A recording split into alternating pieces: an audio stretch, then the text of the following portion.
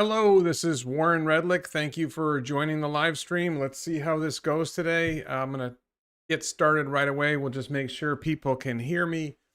Um, Somebody asked, I think it was Damien, what was the name?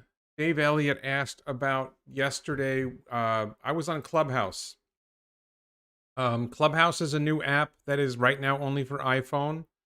And I did a conference. I did like I guess you'd call it a chat room or a conference room. It's spoken. You use your phone. You can see who the speakers are. You can listen, and it's interesting. Elon did a Clubhouse room, I don't know, a week or so ago, that I thought was kind of boring, except at the end when he brought on the guy from Robinhood. That was kind of interesting. And I've been on Clubhouse a little bit here and there and playing around with it, and not really sure that I like it. I feel like a lot of times there's too many speakers and it's awkward.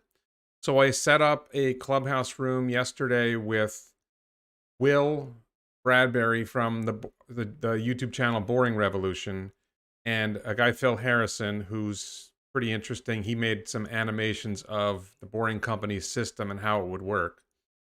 So we just had a conversation, and the way I did it was there were three of us basically having a conversation, primarily me and Will. Phil chipped in occasionally. And I think we went about 45 minutes through an outline I had created. A lot of times when I get in a Clubhouse room, it's just sort of a whole bunch of people talking. There's no focus. There's no clear topic, and it just sort of bounces around whatever people want to talk about. It's not clear who's going to talk. Sometimes there's some gaps while people are deciding whether it's their turn or not.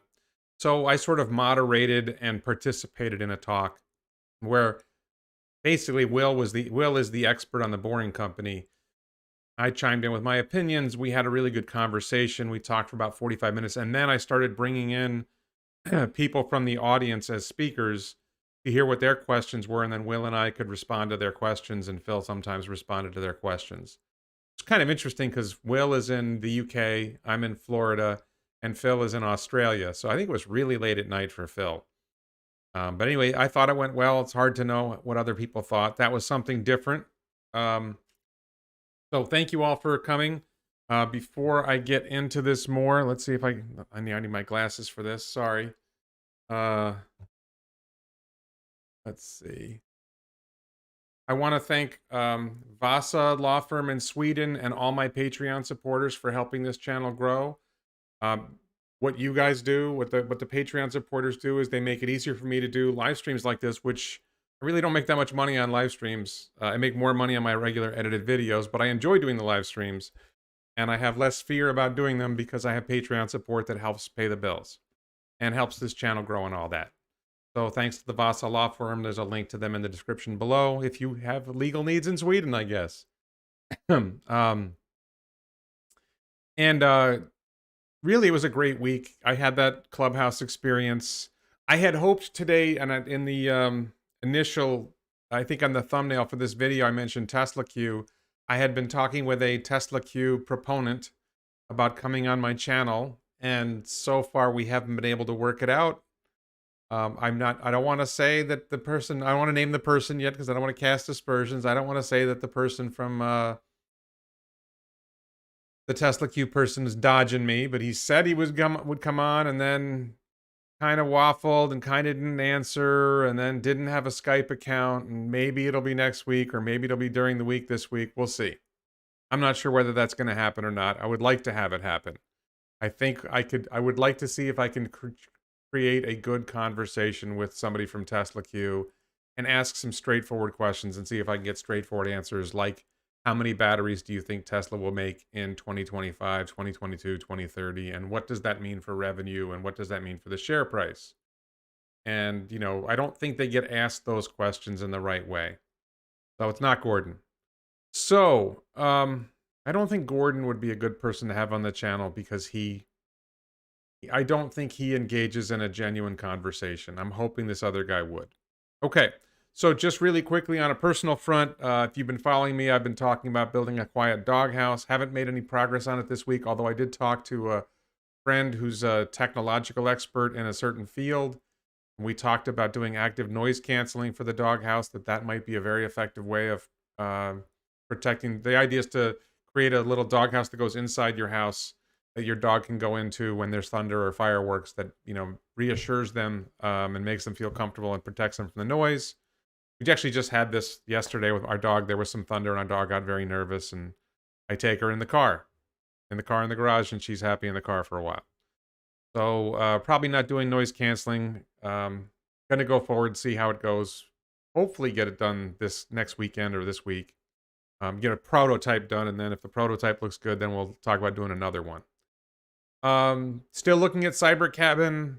I was looking today or yesterday at, and somebody on the channel maybe suggested incinerating toilets. We're looking at composting toilets, looking at how to get rid of gray water. A lot of interesting issues there. If you didn't follow last week, I had mentioned that I spoke with a steel building company, and I have a quote, and I think that's going to happen. So I think Cyber Cabin is getting closer to reality. I got to follow up with that guy. That's my fault I didn't follow up. For those who've been paying attention, I ordered a solar roof. There's a hold based on Miami-Dade. Waiting a few months on that, so hopefully I'll have some news on solar roof in a few months. Probably something I'm making more progress on is the idea of investing in Boring Company and or Neuralink. Did have an encouraging, I've had a couple really good conversations with lawyers and law firms in the past couple weeks. Had a really good conversation a few days ago. I have a proposal from a law firm to get started that I like. I bounced these things off my brother, and he hasn't gotten back to me yet, so I'll be talking to my brother about that. And this is going to be, I have to be careful about this because getting it started is a significant expense on my part. I'll get reimbursed once we have it going, but there's a significant expense to get this going. For those who are interested in this, let me take a step back. I think the Boring Company and Neuralink, we talk about the next Tesla. And the number one, my first opinion about the next Tesla is the next Tesla. I still think Tesla's going to more than 10x from where it is today. And that's a heck of an investment. But there's also sort of like, well, what else is out there? What might 100x? What might 1000x? And I think the Boring Company and Neuralink are going to be insane. So the Boring Company, in short, I'm going to do boring news in a minute, but very small company right now, has a pretty good valuation. It's probably valued at close to $1 billion, but they really haven't done a whole lot. According to Will in our Clubhouse, Boring Company probably had $30 million in revenue in 2020. So that's not a whole lot of revenue. That's a pretty small company. But when you look at the potential for the Boring Company to grow, I just see right now it's like a mile project in Las Vegas, but it's going to be a 25-mile project in Las Vegas by the end of this year.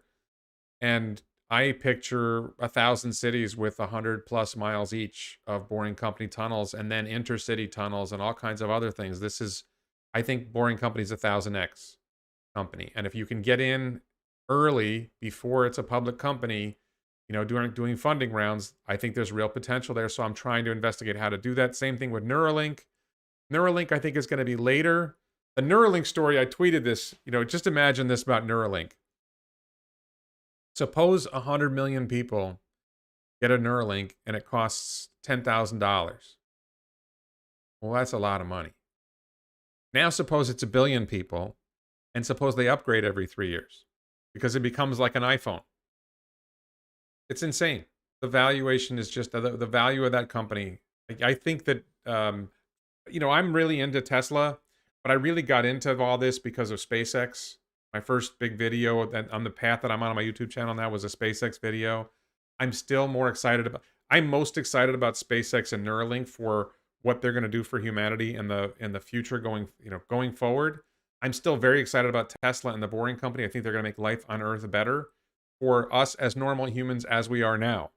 Neuralink is going to extend us beyond our human condition, and SpaceX is going to extend us off our planet. And I think those are bigger deals, more exciting. For me, they're more exciting. I'm a science fiction nut, whatever. Just watching those the Starship test launches, and you're looking at underneath the ship, you can see these 3 white dots, and it looks straight out of science fiction. It looks like right out of a science fiction movie, the way those methane engines, the Raptor engines look on launch. Just absolutely crazy. So I just love that. So I think that there's potential somehow to put people together. Like individually, I looked to some of these websites where you can buy stock in a private company, or looked for venture funds that I could invest in that would be investing in these companies. And I didn't find what I was looking for. And I thought about it and I thought, well, maybe I can start something. So now I have an email list of about 1,200 people who are interested in investing in something like this. There's a link to the email list in the description below. Please click the link, fill out the information. We'll see if we can get somewhere with it. But I'm hoping to have news in maybe a month or so about where we're going with that, if we're able to go somewhere. So please take a look. Join if you have any interest at all in potentially investing in Boring Company or Neuralink. Click on the, I'm not going to spam you. I'm not going to sell your information to anybody. I'm just going to see if I can come up with something and then communicate with you what I have. And the short story is, people have a lot of questions for me about it. I can't really give a lot of answers yet because we don't have anything other than that. I think we're getting close. And when it's time, there will be documents that you will get to see that will tell you what the investment opportunity is, what the risks are, what the costs are. There's going to be expenses, a lot of questions about that. And we'll see. And if you don't like it, you don't like it, you don't invest. And if you do like it, you do like it, you do invest if you can. We'll see. I think there's going to be something happening in the next month or so. So I'm really excited about that. I'm very excited about this. I feel like this is a step for me personally, but I was frustrated that I couldn't find the way to invest. It's like a lot of these funds, it's like you invest in them and you have to give them a big amount of money to start. They have big fees, they have big, whatever. And they're investing in like 30 companies. They're not necessarily investing in the one you want to invest in. And I don't really want to invest in some other guy's choice of 30 companies that he thinks are going to be big. I already know what companies I think are going to be big, and I want to invest in them. And I think it's Boring Company and Neuralink. And so, I do, people ask me about SpaceX all the time. I think SpaceX is great, but I think we missed the early growth in SpaceX. SpaceX is already a $100 billion company. We missed out on the billion to 100 billion step, right? It's still going to grow. It's still going to 10x or more, but it's not the same as getting in at the ground floor like I think we can do with Boring Company and Neuralink. So that's what I want to try to do. No idea if we can accomplish it, but I want to give it a shot. So that's that. Let's see. And just another thing is, people ask me about this. There's two basic ideas here, two core ideas. One idea is to form a syndicate. And I didn't put a link below, but I'm on Angel List. And I have a syndicate on Angel List. I think it's called the Boring Brain Syndicate. And I think I have 21 people signed up for the syndicate. I promoted it the same time I promoted the email list. And I got 1,200 people on the email list and 21 people on the syndicate. So that's a clear sign to me that the syndicate approach is not necessarily going to work. The other problem with the syndicate idea is you get a bunch of people together who say they're potentially interested in investing, and then you go to the company and say, hey, I've got a list of potential investors. Let's work out a deal and we'll see if they want to sign on. That's choice A. Now, choice B is I get a bunch of people to invest in a fund and I've got cash in the fund.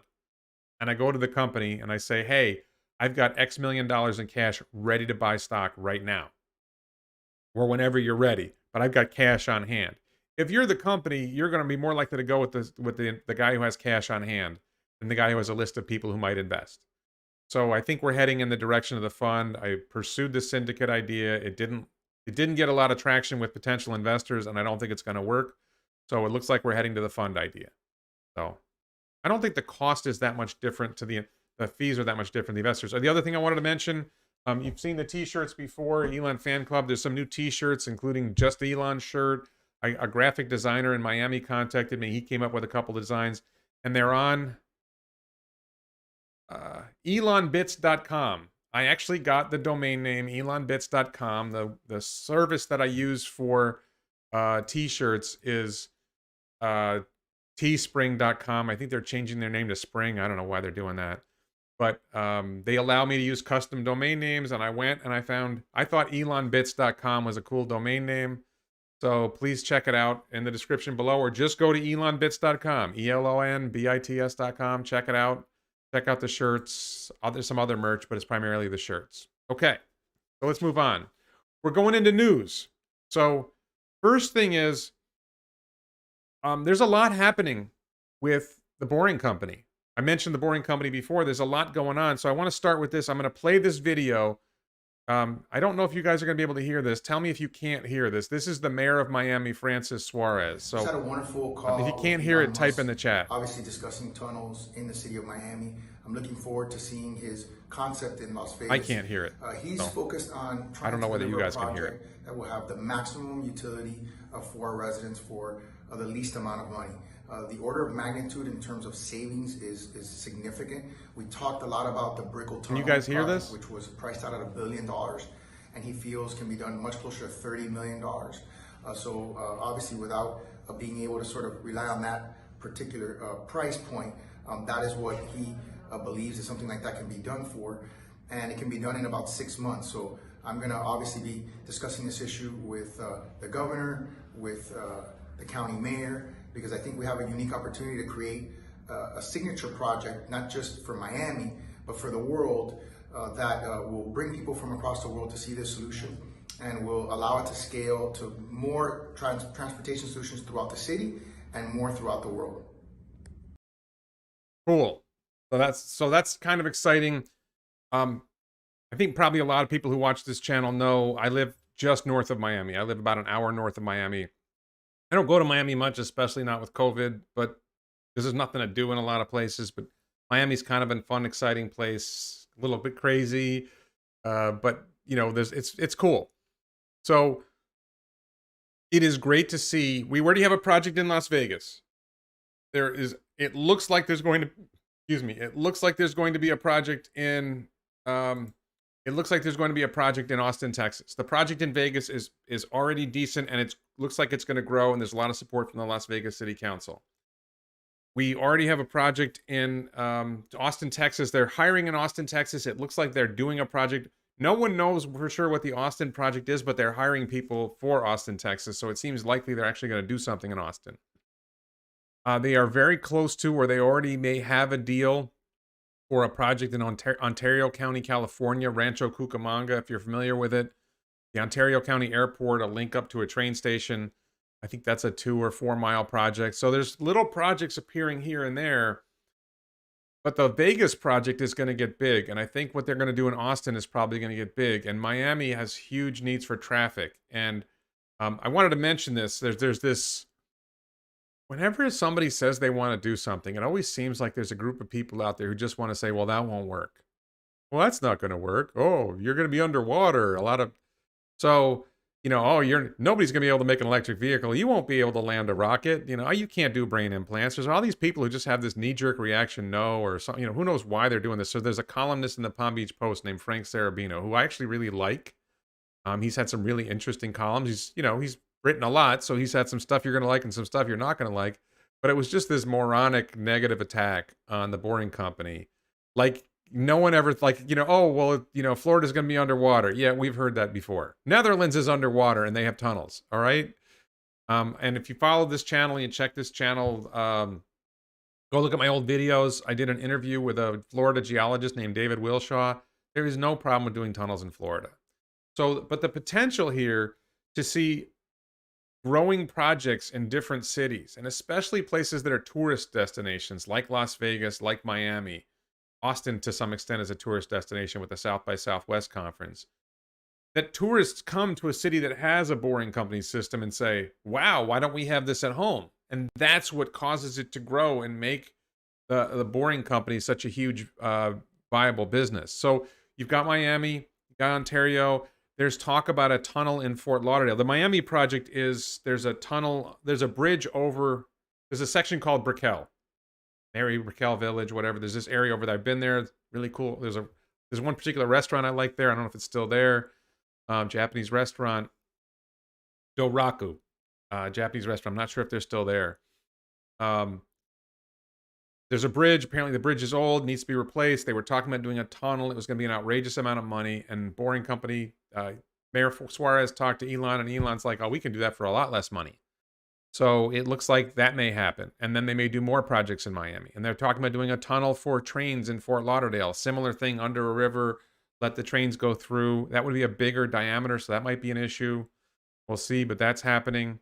So a lot of great stuff with the Boring Company, a lot of potential for that to take. And my theory about the Boring Company is as they get more projects, as they get more opportunities, they're going to need more boring machines. They're going to need more people. And at a certain point, I'm hoping Elon decides, hey, I should bring outside investors in on this. Because, Elon can probably just write a check. for pretty much anything Boring Company wants to do. But, you know, he has a history with SpaceX of bringing in outside investment. There was one funding round with Boring Company already, so I'm hoping that happens. We'll see. Thank you, Randall, for your support. Very much appreciated. So, SpaceX news. I don't have any videos for you or anything, but there was another successful Starlink launch, which I got the pleasure of watching. Didn't get to see it in person, of course, but I watched it live. Maybe it was just after it was live. There was supposed to be another Starlink launch. They put it on hold. So I believe there are now 2 Starlink launches coming either this week or next week. And they're really getting close to Starlink expanding and becoming a lot bigger, serving a lot more people. My cousin in New Hampshire he hasn't had the beta offer yet, but it's coming soon. He lives in the middle of nowhere. He's got terrible internet service. So that's coming. And once my cousin gets it, I'm going to learn a lot more about Starlink from him. He's a tech nerd. He's about 10 years older than me. Tech nerd, loves this stuff. So we're going to see what happens there. I'm sure most of you saw the SN9, Starship SN9 test flight. That was a successful test flight with a slightly less than successful landing. It was very spectacular. Oh, I do have something from that. Elon tweeted. There we go. Elon was talking about what went wrong. And if you look here, you can see 3 Raptor engines. Let me see if I can make that bigger. So there's 3 Raptor engines. And this guy, Brendan, Elon talked about the engine with the least leverage. What they did was they started up 2 engines, and one of them failed, and it crashed. Because they need 2 engines to land. So now they're going to change their approach and start 3 engines and then shut off the one that's least necessary. And if one of them doesn't light, they still have 2 and they'll still be able to land.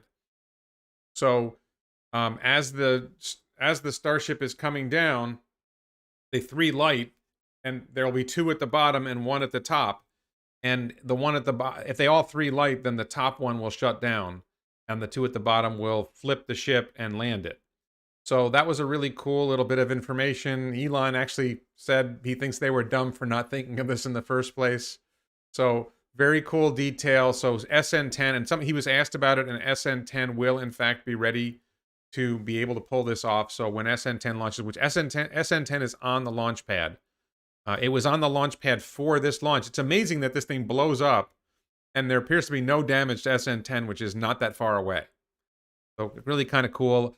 It appears the FAA, the Federal Aviation Administration of the United States, is slowing things up a little bit. And I'm not sure how much of a big deal that's going to be for the next launch, but we'll see. Okay, so Tesla news. There's been news about Tesla possibly doing investment in either Maharashtra state in India, in the country India. In Maharashtra state was one idea. Another state that's talking. There's a lot of potential. The best guess I have is Tesla is going to get some kind of entry into the Indian market and start selling some cars and see how it goes. And if India goes well, the best engine is no engine. I like it. If the sales go well, if their experience in the Indian market goes well, then they will look at investing and building some kind of manufacturing.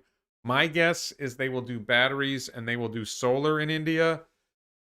The Indian car market is just not that big for Tesla type cars. Their car market, most things that are sold are $10,000 or less, and you're not going to get a Tesla down to $10,000 anytime soon. The number of people, I know people think, no, there's a lot of rich people in India. Well, there really aren't. There's a lot of the people who are rich in India are poor by American standards. The elites in India have an household income of say 30,000 a year and up. 30,000 a year income in the United States is barely above poverty. Nowhere near middle class in the United States. It's not an income that can afford Tesla.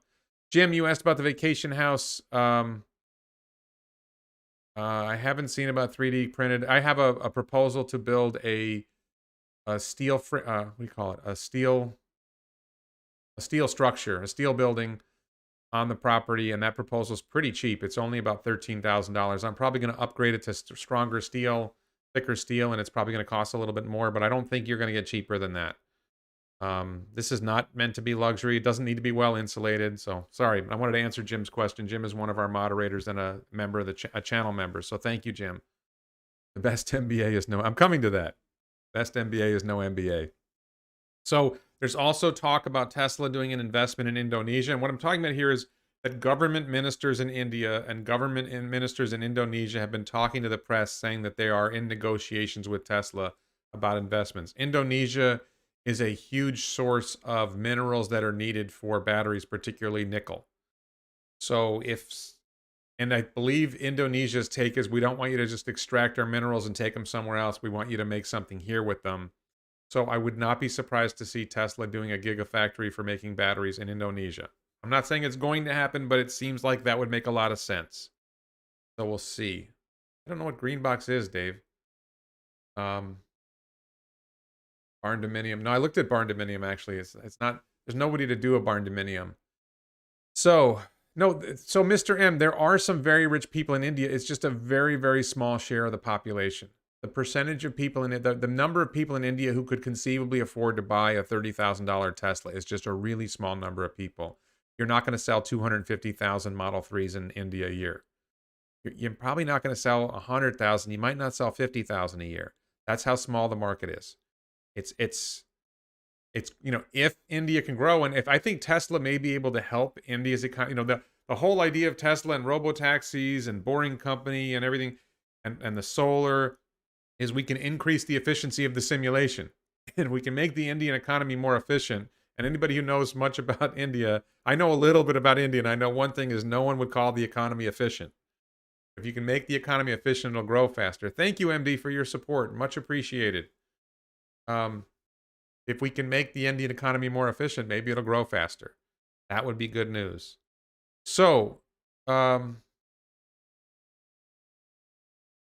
then the other big rumor is, and this has been going around for a while now, is that in China, Tesla is going to do a new version of the Model 3 that will be smaller, maybe a hatchback, and that's going to be less money. Maybe they're going to get down to $25,000 for a compact Model 3. Not the Tesla compact that's coming for 2023, but maybe even by the end of 2021, Tesla would be making a less expensive Model 3. That could be really cool. Yeah, see, Jim, even an Arcimoto at $15,000, that's $5,000 more than the average Indian car. And those are real cars.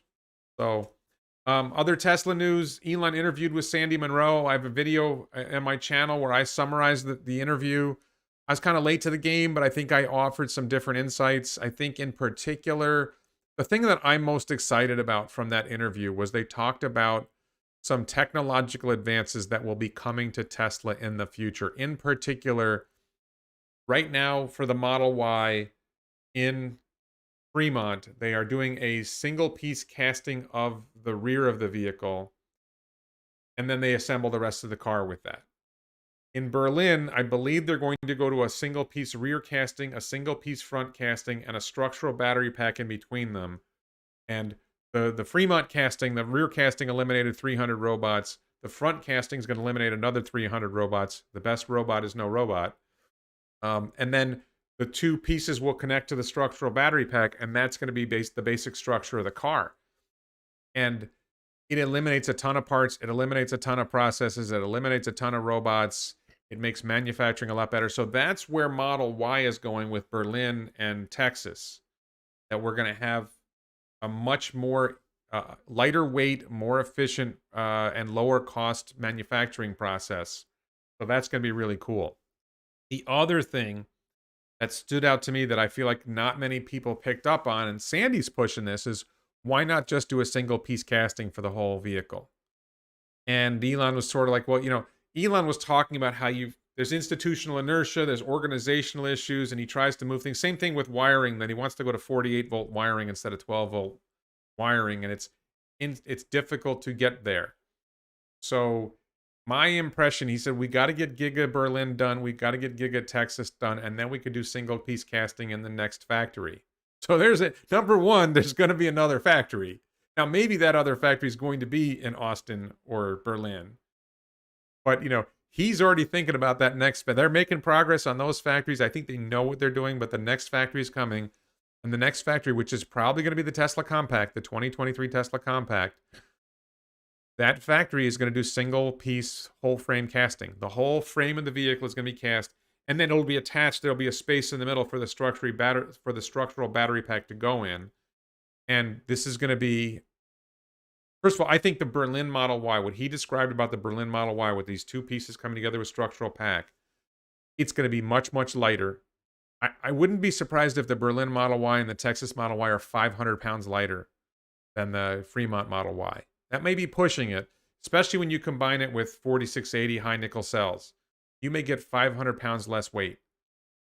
And where that's going in terms of performance, handling, cost to manufacture, Berlin Model Y is going to knock everyone's socks off. I think we are going to see in roughly July of 2021, maybe August of 2021, that thing's going to come out and somebody's going to do a road test on it, and it's going to be one of those holy shit moments when the German auto press goes, oh my God, this is the best thing we've ever driven.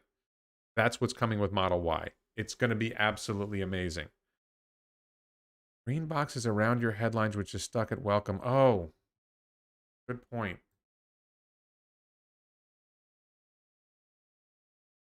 Sorry. So we're down to Tesla news now. Green box. Thank you, Aaron, for your support. Green box. Okay, the outline marker. I call it the outline marker.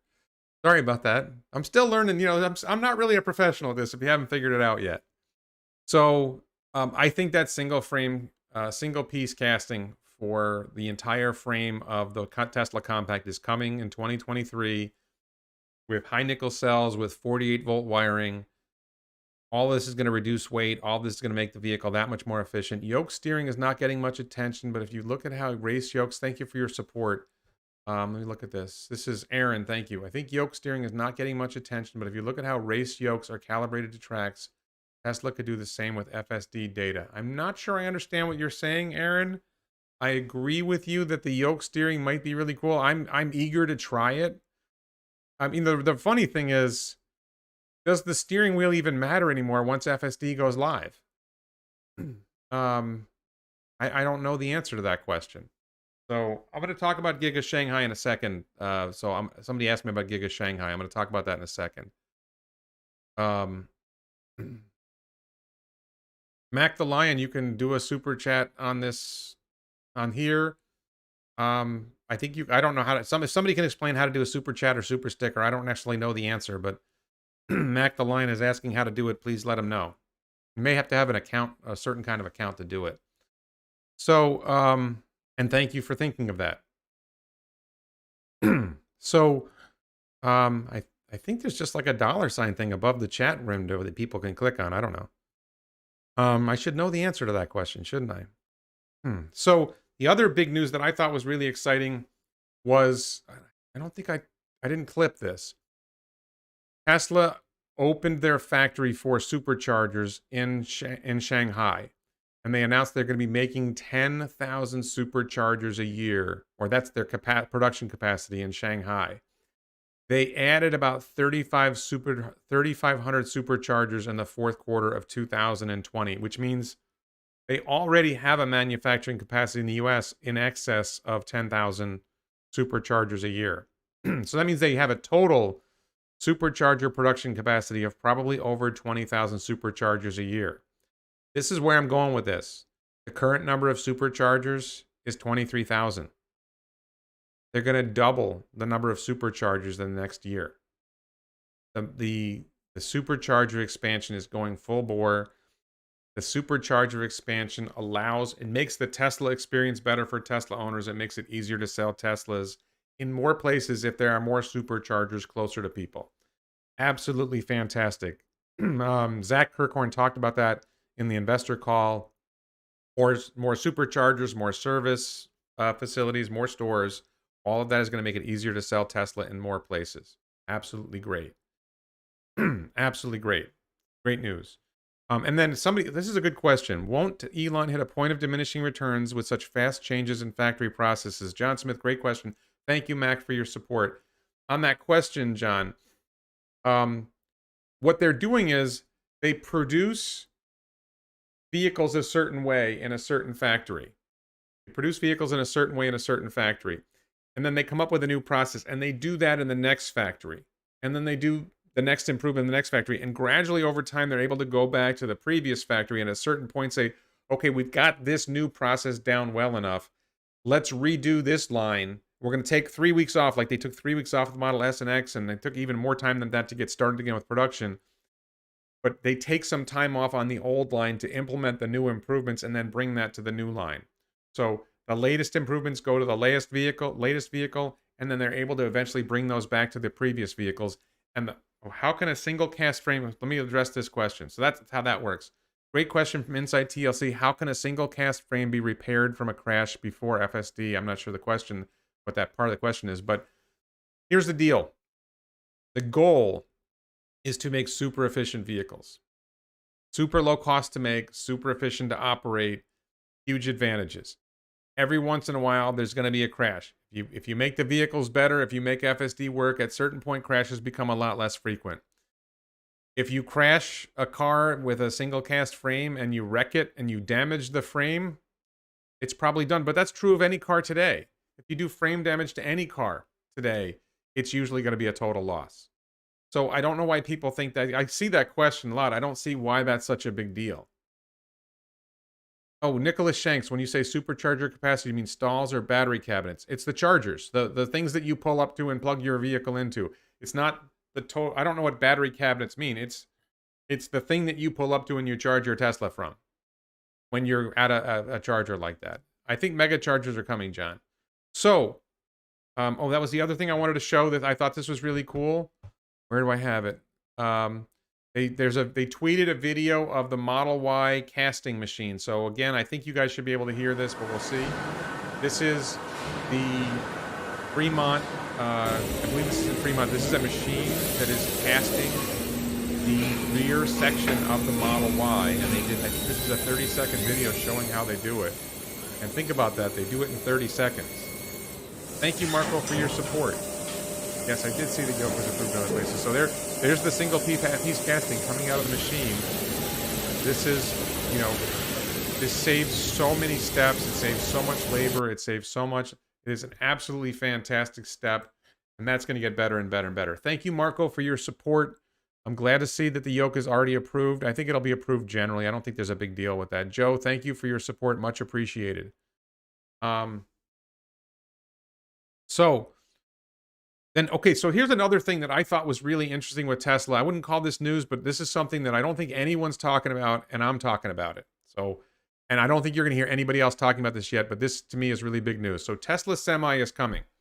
We know they've started hiring 4 workers in Las Vegas, in Sparks, Nevada, where the Giga factory is, to do some work on Semi.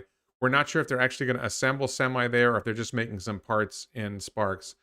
A lot of people think that Semi is going to be assembled in Texas. So I had this question. What's the size of the market for Tesla Semi in North America, let's say? Because I'm doing my models. I'm going to be talking about one of my models later in this live stream. What's the size of that market? And I looked it up and I saw that in the United States and Canada together, there are about 250,000 semis sold a year, Class 8 trucks. That's what they're called, Class 8 trucks. They're about 200. Oh, thank you, Viksha, for your support. Really appreciate that. Thank you. There are about 250,000 semis in North America sold a year. And I'm like, okay, when I'm doing my calculations for my models of how to value Tesla, I take into account, okay, the semi market is only so big, so I can't put that many semis in my model. When I did a model where I broke it down by Tesla product. And so I limited the number of semis because, well, the market's not that big. There's only going to be 250,000 of them maximum, and they're not going to get the whole market for a while. So let's say they could do maybe 100,000. And then I had this thought when I was thinking about the 4680 cell lines, and at the investor for the fourth quarter investor call, Drew Baglino said they're going to have 200 gigawatt hours of capacity in 2022. And I thought, well, wait a minute, where's that capacity going to be? I think they're going to have 20 gigawatt hours of capacity in Fremont. I think they have 10 now. I think that's going to expand to 20 gigawatt hours. Where's the other 180 gigawatt hours going? So my first reaction was, well, 80 gigawatt hours in Berlin. I was thinking 100 gigawatt hours in Berlin, 100 gigawatt hours in Texas, because I was forgetting about Fremont. And then I was like, well, what about China? Are they going to make the 4680 cells in China? And well, what vehicles need 4680 cells? Well, primarily Semi is the one they identified as the one that most needs the 4680 high nickel cells. Okay. And then I thought, well, they're making LFP, lithium iron phosphate packs or CATL is making lithium iron phosphate packs for the Model 3 and probably the Model Y. Maybe there isn't a market for semi in China. Maybe there isn't a market for the 4680 cells. So this is Warren being dumb, and this is Warren learning. I went and I looked up what's the size of the market in China. It can't be as big as the US and Canada, right? Over 1 million a year. They do over 1 million semis a year, Class 8 trucks in China. The market for semi in China is more than 4 times the size of the market in the US and Canada. So this is one of those things that I know we have some viewers who are not American, and you're probably aware that Americans have a problem. We are very, very self-centered about our country, and we think everything that's happening here is everything, and we kind of know Canada exists, but we don't pay much attention to it. It's worse for you if you don't know this. For people who live in New York City, they're not even aware the rest of the country exists, right? But people in the United States tend to be very focused on the United States. We keep hearing our politicians tell us the United States is the greatest country in the world. Most of us have never left the country. I've traveled quite extensively, but most Americans have never left the country, have no idea what's going on in the rest of the world. And I don't really know that much about what's going on in China. But when I saw that they have 4 times the market for Tesla Semi that the US and Canada have. Not just the US and Canada together is 250,000. China is more than 1 million. It's more than 4 times the size. Like, we haven't figured out yet that China's economy is bigger than ours. It's very, very tough thing for Americans to come to grips with, but I think China already has a bigger economy than the United States. That was kind of a revelation. But so I think it only makes sense that Tesla would make semis in China because there's a bigger market there than there is here, right? And China values EVs more than we do. They think it's more important. So I think we're going to see 60 gigawatt hours of capacity in Berlin, 60 gigawatt hours of capacity in Texas, and 60 gigawatts in Shanghai. That's my guess that we're going to see that. That's where it's going, and we will see Tesla in Shanghai, Tesla Semi in Shanghai. Thank you, Matthew, for your support. The entire commercial shipping industry is going to run on sunlight. Tesla will be able to guarantee charging rates. Big advantage for purchasing Tesla Semi versus dealing with oil prices. Yeah, well, I think oil prices are going to drop. I think oil prices are going to be in a permanently fallen state, but you never know. The other bit I wanted to mention, which I just saw this, I think this is news today, is Tesla has been approved for insurance in Texas. So I'm not a big believer that Tesla insurance is big in the future, but a lot of other people are. And we know Tesla's insurance is operating in California. Texas is maybe the 2nd or 3rd biggest state in the country. I think it's the 2nd biggest state in the country in population. So they're not operating yet, but they got approved to sell car insurance in Texas. That's big news. I wouldn't be surprised if Florida comes soon. I'm in Florida. Florida's been very pro-Tesla, so maybe that's going to happen. And that's something that's going to help Tesla's growth as a company in general. I personally do not see insurance as I don't see insurance as a long-term factor for Tesla, because once robo-taxis are operating and once the cars are self-driving, Tesla's on the hook for the accidents anyway. The insurance doesn't matter as much. Dave Elliott asks, is China so big on semi-trucks because they have no light rail infrastructure like the USA? I believe they have plenty of rail infrastructure in China. I think the manufacturing economy, we have a service economy in the US and China has a manufacturing economy. I think that's why. I'm not a China expert, so can't really say. Okay. So now I wanted to get into Tesla 2030. Now I'll move the green box. I'll try to remember that the green box is the green box. So we're on Tesla 2030. Not really 2030. It's Tesla's growth going forward. So I did a video. Where is it? Let's see. I did a video before. This is a video I did a while back on modeling Tesla and thinking about starting with how many gigawatt hours they're going to have of battery cells. So at the bottom of this in the middle, you can see 200.35. That is a ballpark of 200 gigawatt hours of batteries that Tesla would buy and produce. So if Tesla produces 100 gigawatt hours of batteries in 2022 and buys 100 gigawatt hours of batteries from CATL, LG Chem, and Panasonic, they would have a total of 200 gigawatt hours of battery cells to play with. where would they go? So Semi gets 25 gigawatt hours of batteries. Model 3 gets 45 gigawatt hours. You can see just distributing, like Roadster only gets 0.75 gigawatt hours because they're just not going to sell that many Roadsters. It's too expensive for most people.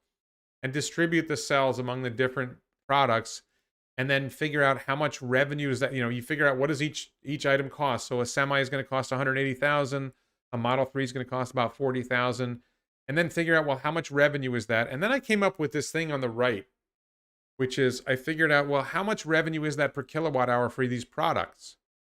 And I came to the rough conclusion, if you look at Model 3 and Model Y and Cybertruck, maybe Model S and X, that it's in the ballpark of $600 per kilowatt hour, that revenue that's generated from, and this is leaving out FSD revenue, by the way, revenue that is generated from batteries then when Tesla puts them into products. Okay, so that was the idea. And I came up with this model before, and I came up with $120 billion in revenue in 2022 when I ran this model. This is in my video I did this week. That video is doing really well. So I said, okay, let's take this model. And Elon talked about this in the investor call. He talked about how do we value Tesla. He said, figure the batteries. People were commenting to me when that happened and sending me messages, hey, Warren, Elon's using your model. And no, Elon is not using my model. Thank you, George, for your support, by the way. Thank you, George Strickland, for your support. Elon is not using my model. Maybe Elon's watching my videos, but I'm pretty sure he has better things to do with his time. But Elon said something that sounded a lot like this model that I've been using. So I took what he said and I took the same approach that you saw. We had this graph before. This graph before, and you can see at the bottom here, I got $120 billion of revenue on 200 gigawatt hours. Well, I took it and I said, let's really massively oversimplify this model. Let's take the products out and let's just say, I did everything in terms of 50 kilowatt hour packs because the base standard range Model 3, standard range Model Y have roughly 50 kilowatt hour packs. And I figure, okay, let's assume up here at the top, let's assume a Model 3 with a standard range pack costs $30,000.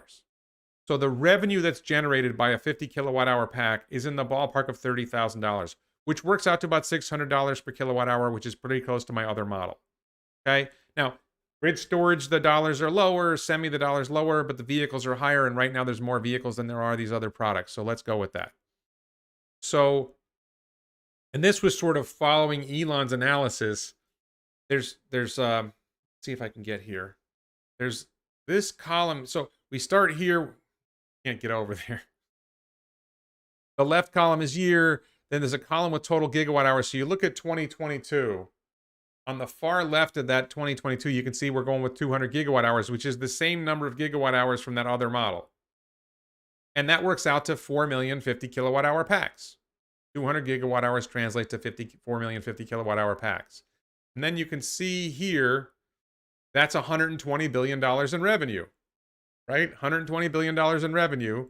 That's the same number that I got with this other model where I broke everything down by product, and I ended up with $120 billion in revenue. I made this much simpler model, and I still came up with the exact same number for revenue. That was like luck. That wasn't like planned. Let's see what happens if we do it. It came out with the same number. Then here I came up with what would market cap be if Tesla had a price sales ratio of 8, which is the price sales ratio for Apple Computer right now. Apple is a price sales ratio of 8. And it came up with a market cap of $960 billion, which translates roughly to a share price of $960 a share. It's actually a little higher, probably $1,000 a share or more. And then Elon said, but there should be a supplement. Not a supplement, that's not the word he used. You should increase it for FSD. So I went over here and I added profit. Let's assume that, I think this is about the number Elon was thinking. Let's assume that Tesla gets $30,000 in FSD revenue per pack. There's a problem with that analysis, but for now, just run with me on this. 30,000. Let's assume there's no profit on the vehicle itself, which is false, right? There's no, because they probably make 5 or 10 grand on the vehicle at 30. They probably make 5 grand on the vehicle at 30,000. But let's go with there's no profit at all. The only profit is FSD. And the FSD charges $30,000, so you get $30,000 a pack. That works out to $120 billion in profit. And the first row, 2022, it's $120 billion in profit. And if you give Tesla a PE ratio of 30, if you give Tesla a PE ratio of 30, Elon said 20, which is absurd. Although I include that in an upcoming graph, I came up with a market cap of 33.6 trillion and a share price of about 3,600, probably really closer to $4,000 a share when you do that analysis. Well, that's pretty good for 2022, right? So this assumes,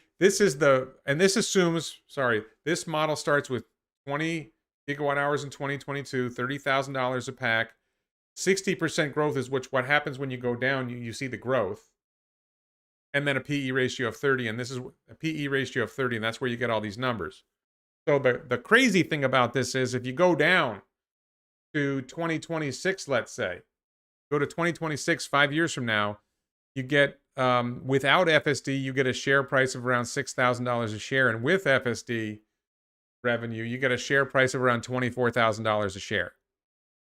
Well, that's pretty good. Now, a key detail here is the grid storage doesn't get FSD revenue. And as you go down this list, as you go down the years, go further along in years, more of the battery packs are going to be going in grid storage as a proportion. Right now, it's almost all vehicles. Almost all the Tesla's production is vehicles are the Tesla's primary source of revenue. Vehicles are the primary consumers of battery packs. But as Tesla grows, as the years go on, we expect that more and more of the production of batteries will go into grid storage rather than vehicles. And especially when you get down to 2030, it might even be more than half. And so you're not going to get FSD revenue on Megapack. You're not going to get FSD revenue on Powerwall. So these numbers are off a little bit. But you get to 2030 and you could say, well, it's a $154,000 share price with FSD. It's a $41,000 share price without FSD. And the reason I did these two columns here was, to sort of let you interpolate between the middle. Let's figure out in the middle. I can do this better up here. So the bottom of the screen, what I did in the bottom row here was I said, let's just cut it in half. There's going to be something wrong with the model. You're going to have some problem with this model. Whoever your Tesla Q, you're a cynic, you're critical, whatever. There's going to be something wrong with this model that you don't like. So fine, I cut my numbers in half, and I get $77,000 a share in 2030, right? And this is with 60% growth, with $30,000 a pack, and a PE ratio of 30. I think the PE ratio of 30 is absurdly low. I think $30,000 a pack might be low. So that was one approach. And then I said, you know what? Let's do a bear case. And in the bear case, let me move this down. A bear case. So here's the bear case. In the bear case, we've got 150 gigawatt hours so Tesla doesn't achieve its 100 gigawatt hours of battery production. They only make 75. And they buy 75 gigawatt hours from suppliers who also don't make their 100 gigawatt hours in 2022. So in 2022, it's only 150 gigawatt hours, not 200 gigawatt hours. You get 3 million packs. It's still $30,000 a pack. I don't see any reason to change that. That's, what Model 3 is getting more than $30,000 right now. And if you did the same 50 kilowatt hours of Powerwalls, it would be more than $30,000. I think it's right about $30,000 for 50 kilowatt hours of Powerwalls. I think it's right around $30,000 for that. It's like 7,500 a piece, and I think they're about 13 kilowatt hours. So 4 times 7,500 is 30,000. It works out to about right. So, they raised the price of Powerwall if you're not following it. I lowered growth to 40%. I reduced FSD profit to $20,000 a pack instead of 30. And I went with Elon's price earnings ratio of 20, which is just insane. So this is my bear case. And my ultimate bear case in this column at the bottom row, you see 8,500. That after taking 20% off, you get $8,500 a share in 2030.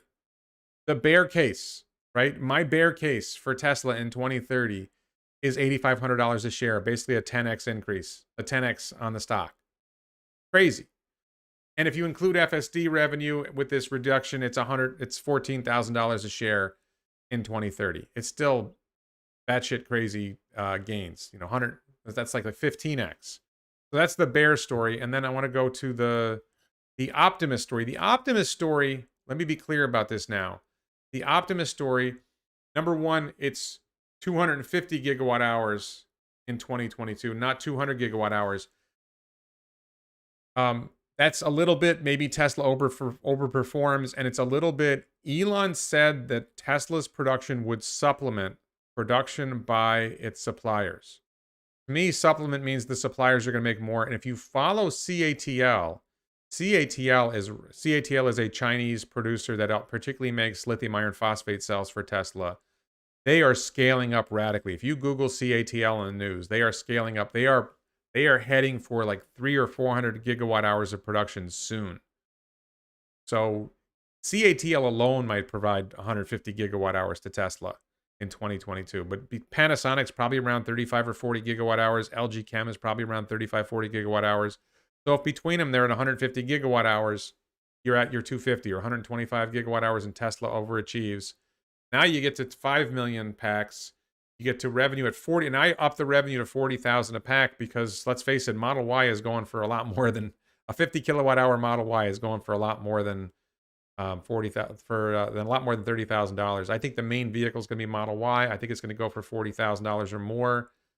So you're looking at $200 billion in revenue in 2022. Think about that, $200 billion in revenue in 2022 versus about $35 billion in revenue for Tesla in 2020. Is that good growth for you? That's some pretty good growth for you. If in this optimistic scenario, Tesla does that, they achieve a market cap just on price to sales ratio of 1.6 trillion or $1,600 a share. And when you throw in FSD at $30,000 a pack, you get to $200 billion in profit and an $8,000 share price. In 2022, we could see a 10x between now and 2022, or a 9x. $8 trillion company that fast. So I tend to think the answer is somewhere in the middle here. And then when you follow this down, you start to get the insane numbers. You get to a $50,000 share price in 2026. You get to, with the 50% discount, you get to a $170,000 share price in 2030. So, like I said, I don't think this is necessarily the answer, but I think somewhere in the middle is reasonable. And so I think a $40,000 or $50,000 share price in 2030 is not crazy. I know people think I'm crazy. People have a lot of issues, but I don't think this is crazy at all. So let me talk about some issues that people have with this model. So first issue is people don't understand the model. So I got a lot of criticism. If you go down my latest video, or the video where not the latest video, the video before the latest video where I talked about this model, there's a ton of comments and there's a ton of people who just flat out don't get the model. So people are like, well, let me pull this back up. Let's go. We'll just go with this one. So, I've got, if you go over to 50 kilowatt hour packs, you see 171 million 50 kilowatt hour packs. And people are like, well, Tesla can't possibly make 171 million Model 3s. I never said Tesla was going to make 171 million Model 3s. I never said Tesla was going to make 171 million vehicles. It's 171 million packs, and they translate to products. And that's why a lot of those packs are going to go into other products like Powerwall, grid storage, semi. Maybe it goes into shipping. Maybe it goes into jets. There's a lot of potential for for those batteries to go a lot of places. And I don't know exactly where they're going to go, but I think they're going to go somewhere. So people misunderstood the model as I was saying, there were going to be 171 million Model 3s. Obviously not what I meant. There were some really valid criticisms of the model. I mentioned in particular this idea that they're not all going to get FSD revenue. So, okay, but that's what the divider's for.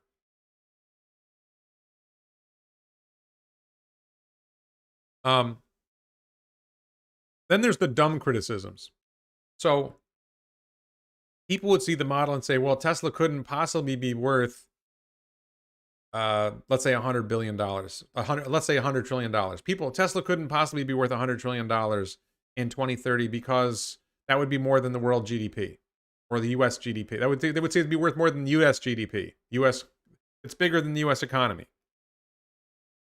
So that's a dumb criticism, and I'll tell you why it's a dumb criticism. GDP maps to profit, not to market cap. Market cap is a multiple of profit, roughly 40 or 30 or something like that. So GDP would correspond more to Tesla's profit than to Tesla's market cap. So that's one mistake.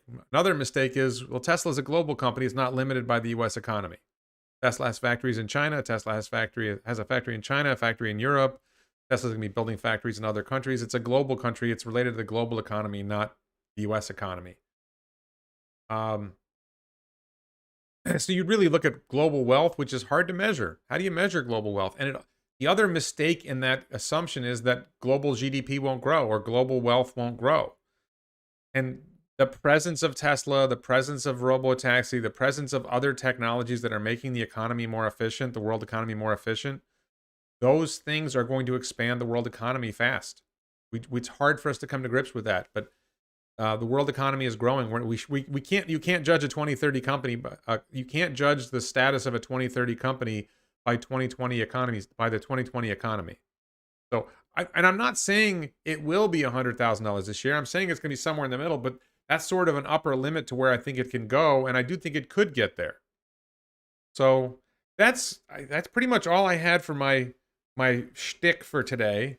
So let's see what questions people have. So we're going to go to the Q&A. We're moving the green box. I'm doing it right this time. Thanks everyone for reminding me about the green box. So let's go to the Q&A. So derivatives market is, I don't know if this, Tom, I'm not sure if the derivative market is a good comparison. I'm not saying you're wrong. I'm just not sure that the derivatives market is the right thing to talk about. I don't want to say you're right or wrong. I'm just not sure that fits. I'm not sure that's a good fit for the conversation. Let's see. The mining industry would need to grow at 100% or more per year to meet the raw material demand. No, I think the mining industry would need to grow at 60% a year to meet the raw material demand because the battery production is growing at 60% a year. GDP is like revenue, not profit. I think you could have a conversation about that. I think it's more like profit. I think GDP is income, not revenue. That'd be an interesting conversation. You could be right. I think you're wrong about that. You can only measure global measures of production, not wealth. It's hard to measure wealth. Hi, Warren, could you do a video that includes Starlink, like potential for FSD subscription to include connection to Starlink? I don't believe that Starlink will be included with cars. Elon was asked about that in a tweet, and he basically said no. They're not designed. You could do it in a car, but it doesn't really make sense. Number one, there's a wind problem. I mean, they've used them on airplanes. And he basically said that cars don't need that much bandwidth. Now, maybe if you see a Tesla electric van or minibus or RV, maybe it would make sense there. Steve asks Warren, so don't sell a single Tesla share hodl. I'm not a professional investment advisor. I don't give professional investment advice. You should talk to a professional investment advisor. I have not sold a share since 2016, and I do not intend to sell a share. That's my position. That doesn't make it right for you.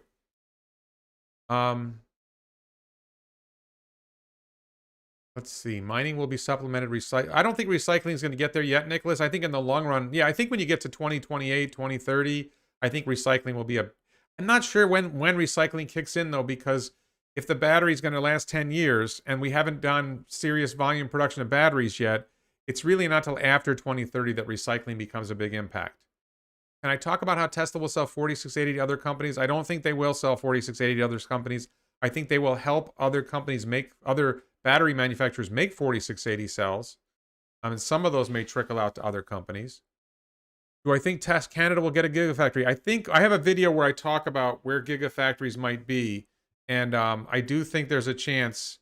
Check out ElonBits.com for the shirts, by the way. I'm really excited about getting ElonBits.com. It's a nerdy website name. So I don't think they'll sell 4680s to other companies. I think they are helping LG Chem, CATL, and maybe Panasonic to make their own 4680 cells, which they will be allowed to sell to others. Matthias Tasser, I have a problem with fighting your model, to be honest. I do see Mobileye as a serious FSD competitor. What are your thoughts? So, first of all, I don't think competition is a threat to the model. Because somebody else... So I think the market for EVs and the market for FSD is so large that by 2030, there will be... There's still going to be so much demand for this that other competitors coming along, there's so much demand it doesn't matter. They'll be able to sell so much of it doesn't matter. I do a video on Tesla Solar, not a lot on this Buffalo Gigafactory. Maybe I'll do a video on Tesla Solar. Yeah. One concern I have with structural battery pack is when the battery fails, the car will become a throwaway item. So yes, That's a common criticism, Cabdola. People are concerned that with single piece casting or with structural battery pack, the car will become a throwaway. It's a 1,000,000-mile battery. Wrap your head around that. It's a 1,000,000-mile battery. The vehicle's going to last 1,000,000 miles. If you buy a vehicle with structural pack, you're personally not going to drive it 1,000,000 miles. If you run it as a robotaxi, it's going to run as a robotaxi. Maybe it'll do 100,000 miles a year for 10 years, or Elon's numbers, 90,000 miles a year for 11 years. When it's done, you are going to have made so much money on this car that it doesn't matter. And the new cars that are coming out in 2030 or 2031 or 2032 are going to be so amazing, you're not going to want this thing. It's going to be a hunk of junk. And they'll recycle it. They'll recycle the minerals out of the battery pack and put it in a new vehicle. Yeah, Barron's ETF is only got like 4% SpaceX. I looked at that. It's, I don't want to buy something that's 4% SpaceX. I want to buy something that's 100% SpaceX. Let's see. Thank you, Musanda, for your nice comment. Hi, Warren. I'm hearing robotaxi and autonomy from 2016, but it's still a dream. No, Elon, and Drew, and Zach are all saying FSD is coming this year. When it's Elon talking, it's one thing. When the team is all together on it, it's happening. It's happening. And if you watch these FSD beta videos and you see the improvement, it's happening. Let's see. Tesla's 5 years ahead. Google phone came along, but Apple has that cachet. Yeah. Do I think Tesla will make solar glass? I'm not sure what you mean by solar glass. Tesla is making Solar Roof, which is a glass tile that has solar in it. I believe the solar is actually made in China. People don't understand. The Chinese are really good at making stuff. So it makes more sense to buy stuff from them than to make it yourself in a lot of cases. I believe even a faulty cell could be... So what happens with faulty cells in battery packs, whether it's structural battery pack or modules, is the software operating the battery pack works around the faulty cell. It's not a big deal. They just route around the empty cell, or they just take that cell out of the loop. It doesn't matter. It's not like the cell wrecks the battery. It just doesn't contribute anymore. And they work around it. The battery pack has a tolerance. It can take a few bad cells and continue working well. I'm not as interested in the Starlink IPO because, like I said, I think that the growth is already priced into that. I want to get in on something that doesn't have the growth priced in yet. I know. So MSES says after 10 years, 1 million mile battery pack could still be used for solar storage for the next 10 to 15 years. No, JB Straubel talked about that in the past. The newer technologies of the cells get so much better, and a 10-year-old pack is less reliable, and the grid storage needs more reliable cells. You take it out, you recycle the materials, and you put in a new battery. I haven't really looked at Ghali's Hyperguap. I've heard people talk about it, but I don't know where it's gone. Do I expect new Giga announcement while Berlin and Texas are being built? I wouldn't be surprised if they announce the next Gigafactory soon, but I don't think they're in a hurry to announce it. Did Elon say, what was that about skateboards? Did Elon say he might be selling the skateboards? But skateboards are dead. Skateboards are done. There's no more skateboard. Structural battery pack is a step ahead of skateboard. The skateboard's over. There is no skateboard anymore. What are my thoughts on solid-state batteries? Thank you for that question. I was actually thinking about making a video about that. So let me talk about solid-state batteries. This is going to take a minute. So hold on to your questions while I talk about solid-state batteries. Right now, the 4680 cell, as it's improving, will hit 400 watt-hours per kilogram energy density by 2024, 2025. It will hit a cost of $60 per kilowatt hour by 2024, 2025. It's going to be produced in volume. It's going to be produced at scale. It's going to be an absolutely amazing battery. The nearest thing I've seen to solid state is QuantumScape. And they're not going to be producing in any significant volume until 2 years after the 4680 has hit 400 watt-hours per kilogram. And the 4680 may do better than that. QuantumScape's pitch for solid state was that the nickel-based chemistries won't be able to achieve 400 watt-hours per kilogram. And Tesla has said, yes, we're going to achieve 400 watt-hours per kilogram. They were limiting the nickel chemistries to like 350 watt-hours per kilogram. It appears that Tesla thinks they're going to get over 400 watt-hours per kilogram from a 4680 cell at a low cost of manufacture. So there's two challenges for solid state, which is one, how high is your energy density going to get? And how much is it going to, but the big challenge is how much is it going to cost in watt-hours per kilogram? Can you produce it to scale? Can you manufacture it? All these issues come up. Easy to make a prototype, hard to produce at scale. So will solid state achieve these things is a really, really big question. I don't think there's an easy answer to whether solid state will achieve these things. And then, can you get the cost down? Because if you make the best solid state cell and you get 600 watt hours per kilogram, but it costs $150 a kilowatt hour, then where's it going? Because with lithium iron phosphate, which is not even 300 watt hours per kilogram, maybe they'll get over 200 watt hours per kilogram. They're getting close to achieving 300 miles of range. They will probably achieve 300 miles of range with a lithium iron phosphate cell that's going to cost like $30 a kilowatt hour. And the high nickel cells are going to be like $60 a kilowatt hour, and they're going to cover almost every application that we know of today. So the question is, what application is this solid state battery going to go into? And if you can't deliver a low cost per kilowatt hour, it's over. I think solid state is dead in the water unless they can find a way to manufacture it at scale and get the cost down. And I have yet to be persuaded that they will get the cost low enough to matter. So that's what I think about solid state batteries. Jim Whitehead says, structural battery pack has the power of using columns times 1,000. It's so rigid, it's ridiculous. It's stronger than steel bars of the same size due to the cylinder shape. Yeah, structural battery pack. If you watch Elon and Munro, Sandy Munro, talk about structural battery pack, and there's if you haven't seen that video, I would watch the direct video on Munro Live, where there's this section where they talk about structural battery pack. I have some excerpts in my video that are probably what matter most, but I think their full discussion of it is worth watching. I think I watched it twice because it's so impressive. Structural battery pack is a revolution in vehicle engineering. This is going to be absolutely, number one, the way we make vehicles currently is you build the structure of the vehicle and you put the batteries on the structure, and then you have to so that's added weight, and then you have to put stuff on the vehicle to hold the batteries in place, which is more added weight. So you're like 3xing the weight of the batteries. I'm exaggerating a little bit, but you're putting a lot of extra weight in there. You use the batteries as structure, then you're eliminating their dead weight that they were before, and you're eliminating the weight of the stuff holding them in place.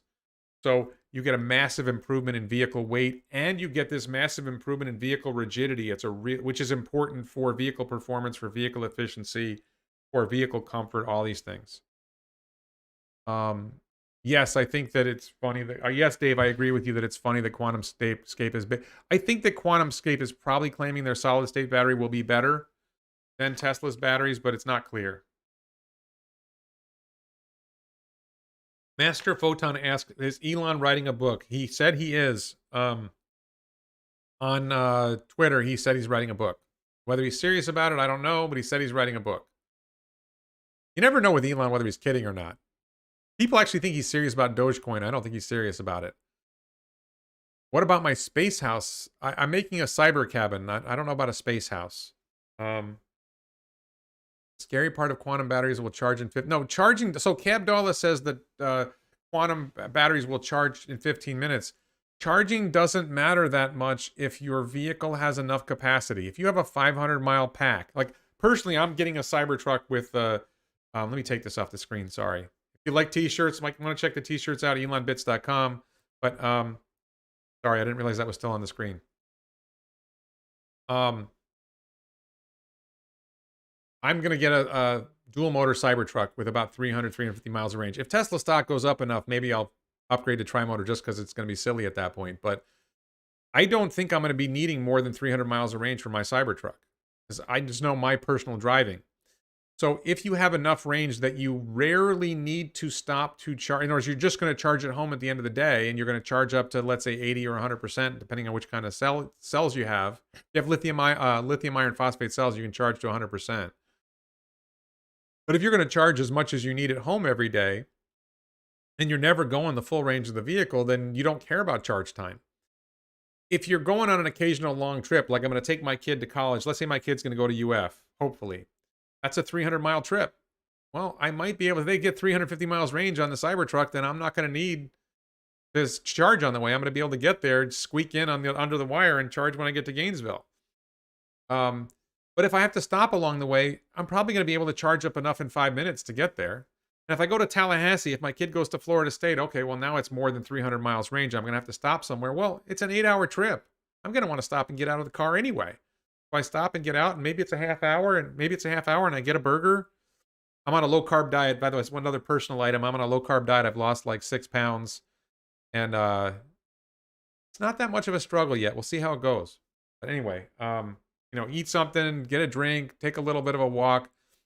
Maybe 15 minutes will be enough by that point because they are improving the charging times on the 4680 cells, I think. What do I think about battery cost over time? So I think that by 2024, 2025, the high nickel 4680 cells will be down to $60 a kilowatt hour. That's what Elon said. I think it was in the Q4 call. He said they're going to get down to $60 a kilowatt hour by 2024, 2025. And Drew did not disagree with him. And the lithium iron phosphate cells are going to be even less expensive. They're going to get down to maybe $30 a kilowatt hour from CATL. And that's going to really drive down that's going to enable, it's either going to drive up the profits. Oh, this is another thing. I don't know if I talked about this before. Did people see that Kentaro, sushi has rice. I would eat sashimi, not sushi, but there's no good sashimi in South Florida. It's really hard to find good sashimi. And the two places I like to go for it are not allowing dine-in because of COVID, and I don't like takeout sushi or sashimi. So Nancy Pelosi, the Speaker of the House, probably the most important, most powerful politician in the United States, Nancy Pelosi bought over $500,000 in Tesla options. So if Tesla stock goes up, she makes many millions of dollars. If Tesla stock doubles, she makes hundreds of millions of dollars. So we have the most important and most powerful politician in the United States is invested in Tesla doing well. So there's two things that I see that leading to. We're going to see a renewal of the EV tax credit, and people buying a Tesla will get $7,500 federal tax credit in the United States for buying a Tesla. I'm going to save $7,500 on my Cybertruck. Now, in a sense, I'm going to save $7,500 on my Cybertruck. What this means is either it costs less for the consumer to buy the Cybertruck, or Tesla doesn't lower price where it might have, and Tesla makes more profit on its vehicles. And I think it's going to be a little bit of both. They'll be able to lower the price of the vehicles a little bit, effectively lowering the price of the vehicles a little bit, but Tesla will be able to retain more of the profit. And the other thing is solar credits. I think that we're going to see an increase in federal credits for solar, which is a big deal to me because I'm buying a Tesla solar roof. So this is all going to be great. Warren, in Megapacks, FSD revenue will simply be replaced by auto bidder revenue. Yes, I think auto bidder revenue will matter, but I don't think it will. I don't know enough about auto bidder revenue to say, but I don't think it will be as big as FSD revenue. Jasper, my home is hurricane safe, and my Tesla solar roof will be hurricane safe. I don't think and then my cyber cabin will be hurricane safe, and I'm going to have solar at both places to charge my Cybertruck so I can get out. Ted asks, if you make some type of boring fund, how would investors make money? Well, the idea is we use the money in the fund. The fund ends up getting stock in boring company or Neuralink or whatever company we invest in. At some point in the future, your money is stuck in the fund until this future point happens. Company IPOs, company gets acquired. There's some kind of what's called liquidity event, or there's some time period trigger, maybe 5-10 years, at which point you get the shares, or the company, the fund liquidates, and there's a valuation determined. And at that point, the valuation is likely to be much higher. The hope is that the company 100x's in that time period, and you've spent some money lost some money on not investing in Tesla instead or whatever, but you make money on the growth from the time you invest until the time that there's this liquidity event. And I don't know enough about liquidity events yet to say much more about it. But if we come up with such a fund, there will be fund documents that explain it all.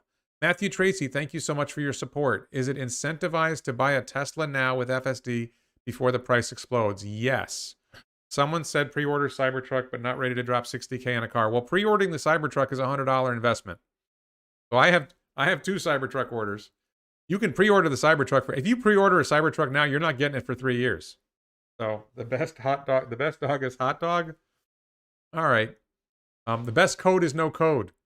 Elon was talking with Sandy Munro, and Sandy was asking him how many lines of code are in FSD, which is not an example of not understanding what neural net software is. But Elon basically said, well, Elon said, we like less code, not more code. And he said, the best dog is my dog, by the way. But he said we want less code. And somebody said, I didn't come up with this. Somebody said the best code is no code. I love it. So, interesting. I'm not sure your point is terribly relevant, Damien, but I just bought amlodipine for a family member and it was free at the store. I don't know why amlodipine is free, but it was free. Is the qualified investor requirement set in stone for the upcoming boring company investment? I believe the term is accredited investor, not qualified investor. Nothing is set in stone yet. I haven't even reached an agreement with a law firm yet. I had a conversation with a law firm. I think I'm going to sign up with them. I think there's going to be an accredited investor requirement, and I think there's going to be a fairly high minimum on the first fund. And my hope is to do one fund. If it's successful, we'll do a second fund that will be bigger, broader, allow more people in. And on this accredited investor rule, you can thank the federal government. The federal government has decided to make it hard for retail investors to invest in startup companies. They only want rich people to make money on startup companies. They don't want you and me to make money on startup companies. And so they adopt all these regulations to make it hard for us. Michael or Michelle says, are you sad about the bad competition? I'm a Tesla shareholder, but I'm sad about how bad others are doing. I don't know if I would say I'm sad about it. I'm disappointed, but the harsh reality is that Tesla has a business model that is hard for these other companies to replicate. I think you're going to see companies in China come along that will come closer to replicating Tesla's business model, and they'll do better. I think NIO, maybe XPeng, maybe somebody else will come along, but the established car companies, they just bureaucratically can't get there. I think the investment minimum might be higher than 50K. It might be 100K. I don't know for the first fund. I think there will be. I'm hopeful that the first fund works, and then we'll do a second fund with lower minimums. But it's too early to say. The cost of setting up a larger fund, I would be taking on a cost to set up the fund. And what I'm looking at right now is something that's lower cost for me up front to set up a simpler fund that's easier to do. And that's going to require a smaller number of investors at a higher price point. If that works, that's a good sign that this is a way of doing things. Then I will spend the money doing a larger fund that will bring in more people at lower price points. And I'm probably doing Boring Company first and doing Neuralink later. Somebody asked about swapping batteries.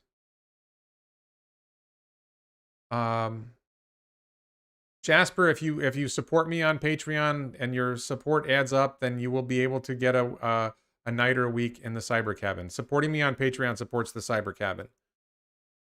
Where's the question? How long is NIO going to live if Tesla keeps improving the battery charge time to the point that it takes the same time to charge a battery than to swap a battery? So I don't think Tesla's going to improve battery charge time that much. I think that the swap model that NIO is doing is a bad model and it's not going to work. And there's a lot of problems with it. I think other people have talked about it. Now you've got to have all these extra battery packs on hand. You've got to charge them. They're going to sit there. Yes, the swap itself takes long, but how long do you wait in line to get your swap? It's not that simple. Do I think about how many superchargers? The supercharger costs a lot less to make than the swap station. So you can deploy 20 superchargers for every one swap station, and that's the killer. Yes, I think Cybertrucks are viable robo-taxis. I am planning to use my Cybertruck as a robo-taxi to put it out in the fleet. Press the go make me money button. I think Cybertrucks will get paid more money. They will do Home Depot runs. They will do towing. They will carry cargo. They will take kids to college with all their stuff. All that's happening.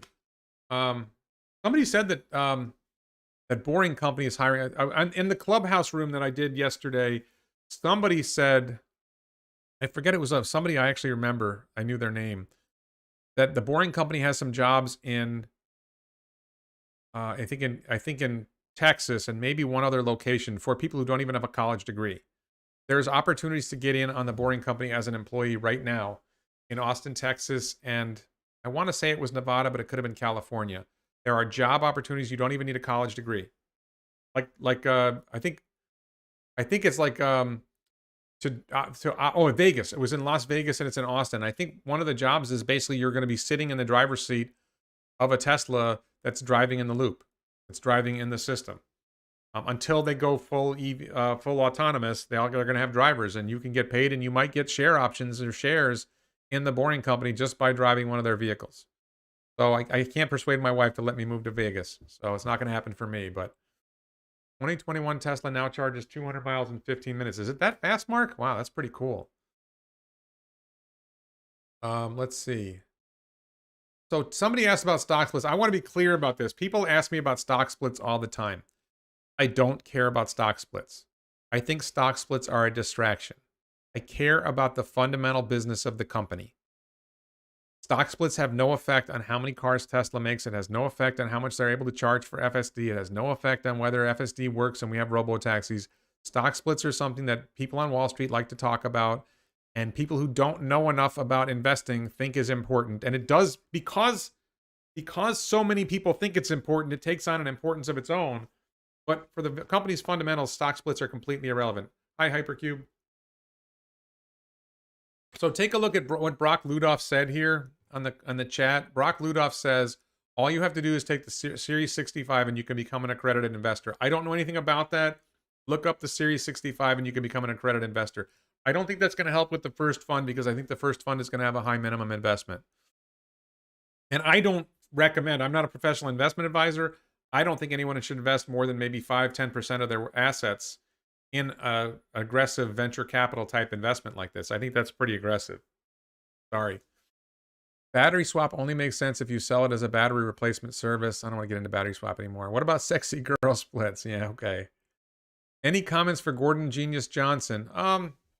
My take on Gordon Johnson, because I've watched him a few times now, and I've criticized him a few times, is Gordon Johnson just talks fast and throws out a whole lot of things. And trying to get him answer a straightforward question like, well, how many battery cells do you think Tesla will make in 2022? He's not going to give you a straight answer. He's going to go somewhere else. I would love to talk to him, but I think it would be a very frustrating conversation for me, and it would not be a useful conversation. I don't think he's willing to engage in the conversation, in a serious conversation. He just likes throwing out nonsense. Do I believe in Bitcoin? I own 0.85 Bitcoin.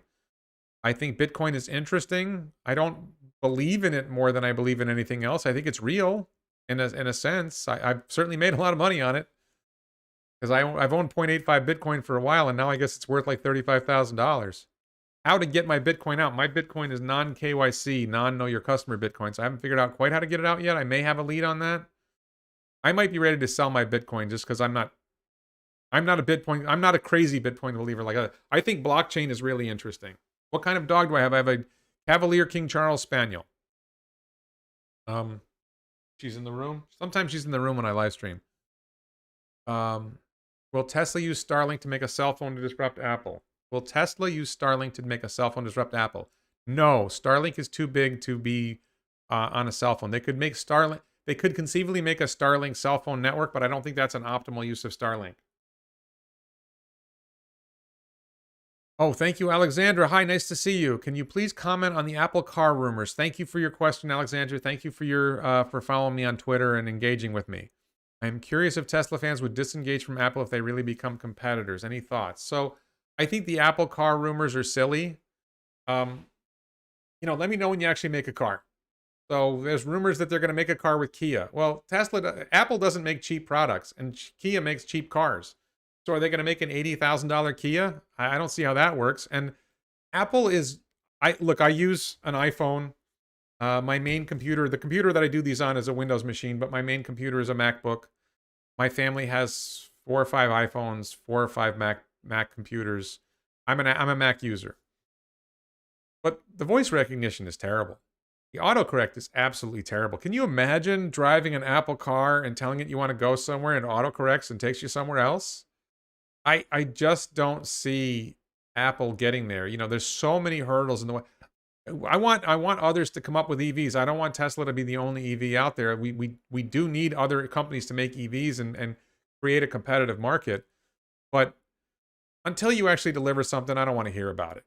So I think it's just silly. And by the way, if you follow my channel, I've made a couple videos critical of Lucid. There is a Lucid store that opened recently, just like a week or two ago, in West Palm Beach, Florida.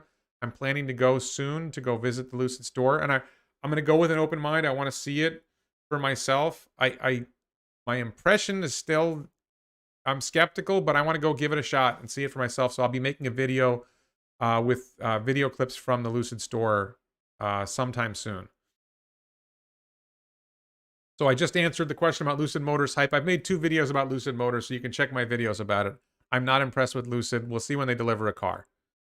Prototypes are easy. They've had the same prototype for 4 years. Where's the car? Where's the production? Let's see it. Get it in people's hands. Let's see. There's never been a real test drive of a Lucid car. They've bragged about their prototypes. They've never let a journalist or a test driver outside of their company who isn't paid by them drive their car. Never happened. Top Hat asks, will Tesla go to VTOL? So VTOL, let's talk about VTOL for a second. VTOL is vertical takeoff and landing jets. I think VTOL is a non-starter. I think it's going nowhere. I think that the Boring Company and Hyperloops and EVs are going to eliminate the market for airplanes. It makes very little sense to fly in the air when you can travel on the ground or underground. Hyperloop is going to be faster than airplanes, and it's going to cost less. And I just think the market, I haven't seen a persuasive case yet for VTOL being a cost-effective form of travel. Maybe somebody's going to make that case, but I haven't seen it. I think Hyperloops are going to be much, much faster. VTOL jets will be a toy for rich people. And hopefully I'm rich enough to have one of those toys, and I still won't buy one. What if China, this is a common question I get. What if China steals Tesla's secret info about production and transfers it to NIO? This is a very common question. There's 2 points here. One, there's a tremendous amount of negative sentiment about China, particularly in the United States. And I get annoyed by it. People bash China. People act like China is this big threat to the American people. They act like Russia is a big threat to the American people. It used to be Japan. People criticized Japan and Korea that they were some threat to the American people. They were competing unfairly or whatever. China is not a threat to the United States. Russia is not a threat to the United States. Japan, South Korea, they're not threats to the United States. North Korea is not a threat to the United States. The greatest threat to the American people is and has been for 200 years Washington, D.C. And the propagandists in Washington, D.C. have been distracting people with these phony threats, whether it's the communist menace or whoever it is, for 200 years. You can go back 200 years and you can see people criticizing Washington, D.C. I have a website, danielcady.com, and there's a letter there. Daniel Cady is an old-time lawyer judge from the 1800s, 1700s and 1800s, and he described Washington as a political Golgotha, the place where Jesus was killed. So, no, or chained up or whatever. I'm not a Christianity expert, but a negative place, right? He was critical of Washington, D.C. 200 years ago. Washington, D.C. is the problem. China's not a problem. I love China. I think China's a wonderful country. And I think they are making the world a better place. As much as that, I'm not saying the Chinese government is perfect. I'm not saying there aren't problems. But China is making the world a better place, and we ought to appreciate it. Now, as far as stealing Tesla's technology, Tesla's open sourced its patents. You don't have to steal it. It's there. Just take it. There's nothing to steal. Look, they're telling you, Tesla is telling everyone what they're doing. How hard is it to look at they're showing videos of the single piece casting machine in operation. They've got pictures showing you what the structural battery pack is going to look like. There is nothing you don't have to steal anything. You just have to do what they're doing. They're telling you what to do. And this is like landing orbital rocket boosters. SpaceX has shown how to land an orbital rocket booster. I was going to say it ain't rocket science. It is rocket science, but they've shown how to do it. That was more than 5 years ago, December 15th, 2021, they landed the first orbital rocket booster. Where are the Chinese? Why haven't the Chinese landed an orbital rocket booster? Why haven't the Russians landed an orbital rocket booster? Where's the the competition is coming. The competition is coming. Where the hell are they? The competition is Tesla. Tesla is competing with itself. Tesla is winning. Okay, and any ICE vehicle that comes along, anybody comes along with anything, can you make a vehicle that's better than internal combustion engine vehicle? If you can't do that, no one cares whether you're better than Tesla, because you're not. Tesla's better than internal combustion engine. That's your target. There's 90 million ICE vehicles out there and 500,000 Teslas. Why are you trying to compete with Tesla? Compete with ICE. Thank you, Ferdinand, for your support. I really appreciate that. And thank you for your kind words. China is a monstrous government who's interning Uyghurs, forcing sterilization, debt enslaving countries. Okay, so let's go through with this. I want to address this for a second. I know we don't like to get political, but every government is a monstrous government. The United States is bombing 8 countries. The United States locks up something like 2 million people at a time for having drug problems. The United States is printing money like crazy. The United States bullies nations far more than China does. If you think China is bullying nations, you're crazy. The United States is the bully. The United States is the big bully on the world stage. And if you don't know that, I don't know where you are. We have troops in 177 countries. How many countries does China have troops in? We're bombing 8 countries. How many countries is China bombing? To bash China is just absolute. Like, I agree that you say China. So Travis says China has a horrible human rights record. So do we. We have a horrible human rights record. I am a criminal defense lawyer. I represent people. I see it all. That you go back in my channel, you'll see some of my videos where cops make stuff up, cops plant drugs. We have a horrible human rights record. Let's worry about our human rights record before we start worrying about China's human rights record. I'm not saying they're perfect. I recognize they have problems, but we have problems too. Thank you, Philip, for joining the channel. Greatly appreciate that. Ben Pena, what do I think about the Sandy Munro interview? I made a whole video about it. It's my last video. I'm sorry you think China isn't making the world a better place. Look at the stuff that you buy. There's Chinese stuff in everything we buy, and they make it cheaper and they make it better, and they are making the world a better place whether you like it or not. Okay, Ernie, this should probably be a discussion for another channel. Maybe we should do a Clubhouse. Anybody who thinks I'm wrong about the national security threats to the United States, send me a direct message on Twitter. And let's see if we can set up a Clubhouse, or maybe we'll do a separate live stream where we're going to talk about national security. I would love to have this conversation. It's a topic I'm very passionate about, but let's move away from that now. So let's see. How do we see Tesla share? Okay, so I don't look forward to 2040. I look forward to, I think I'm already stretching things by looking forward to 2030. Going to 2040 is hard. Well, let's move off politics and we'll talk about politics. Message me on Twitter, email me, whatever, and we'll try to set something up in Clubhouse, or maybe we'll set up a live stream where we talk specifically about things like China and Russia and the US. So let's see. Let's get back to Tesla, other stuff. I don't know what Humble is. What is the future of biofuels? Biofuels is interesting, but I don't know enough about it. Are you looking into other companies besides Elon's X company? I'm interested. I did a video. Jose Marquez asked if I'm looking into other companies. So check my channel. I have a video called Beyond Impossible. I think that if you look at Beyond Meat and Impossible Foods, they are the tip of the iceberg of a budding industry of plant-based meat, or meat that is a different way of growing meat. The plant-based meat is you take plants and you do interesting chemistry on them and you turn it into meat like a product, which you can go to Burger King and get an Impossible Whopper. You can go to BurgerFi and get a Beyond Burger. And I've had them both and I think they're pretty good. And then there's a lab-based meat. There's a company called Memphis Meats, which Kimball Musk is involved with. So I think there's a lot of potential in the meat sector because it's a really big chunk of the economy. It's a really efficient industry. There's a lot of potential for somebody to disrupt that. And I think it's just a question of, can they get their costs down and the quality consistent enough that they can compete with regular meat? Because right now, I think Impossible Foods and Beyond Meat, I think their meat in the store costs 2 or 3 times as much as regular meat. If they can get it down to parity, just even, they have a lot of advantages. You know, you're not going to have, they don't need to use antibiotics. There's no feces involved in the processes. It's a much cleaner way of growing meat or creating meat. So people say it's processed meat. How many 4680? Let's see. Do I think so I don't know if I mentioned this yet. I got to go to somebody asked about the Mach-E, the Mustang Mach-E, the Ford Mustang Mach-E. So I got to go to Sebring International Raceway, which is about a 2-hour drive from here, and meet up with a few people from Clean Technica. And they had arranged with Blake Fuller, who is the race car driver who won the Pikes Peak Challenge. He drove the Mustang Mach-E and a Tesla Performance Model 3 and a Tesla Long Range Model Y on the Sebring racetrack. And I got some video of it on my camera. I don't think my video is that good. This camera that I use for this is a better camera, but I took it off and brought it up there.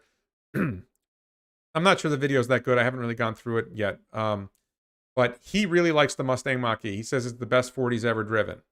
So the question with the Mustang Mach-E, and with here's the real question. You'll see all this competition is coming stuff, whether it's the Audi e-tron or the Polestar or the Mustang Mach-E or the ID4, ID3, Volkswagens, Porsche Taycan.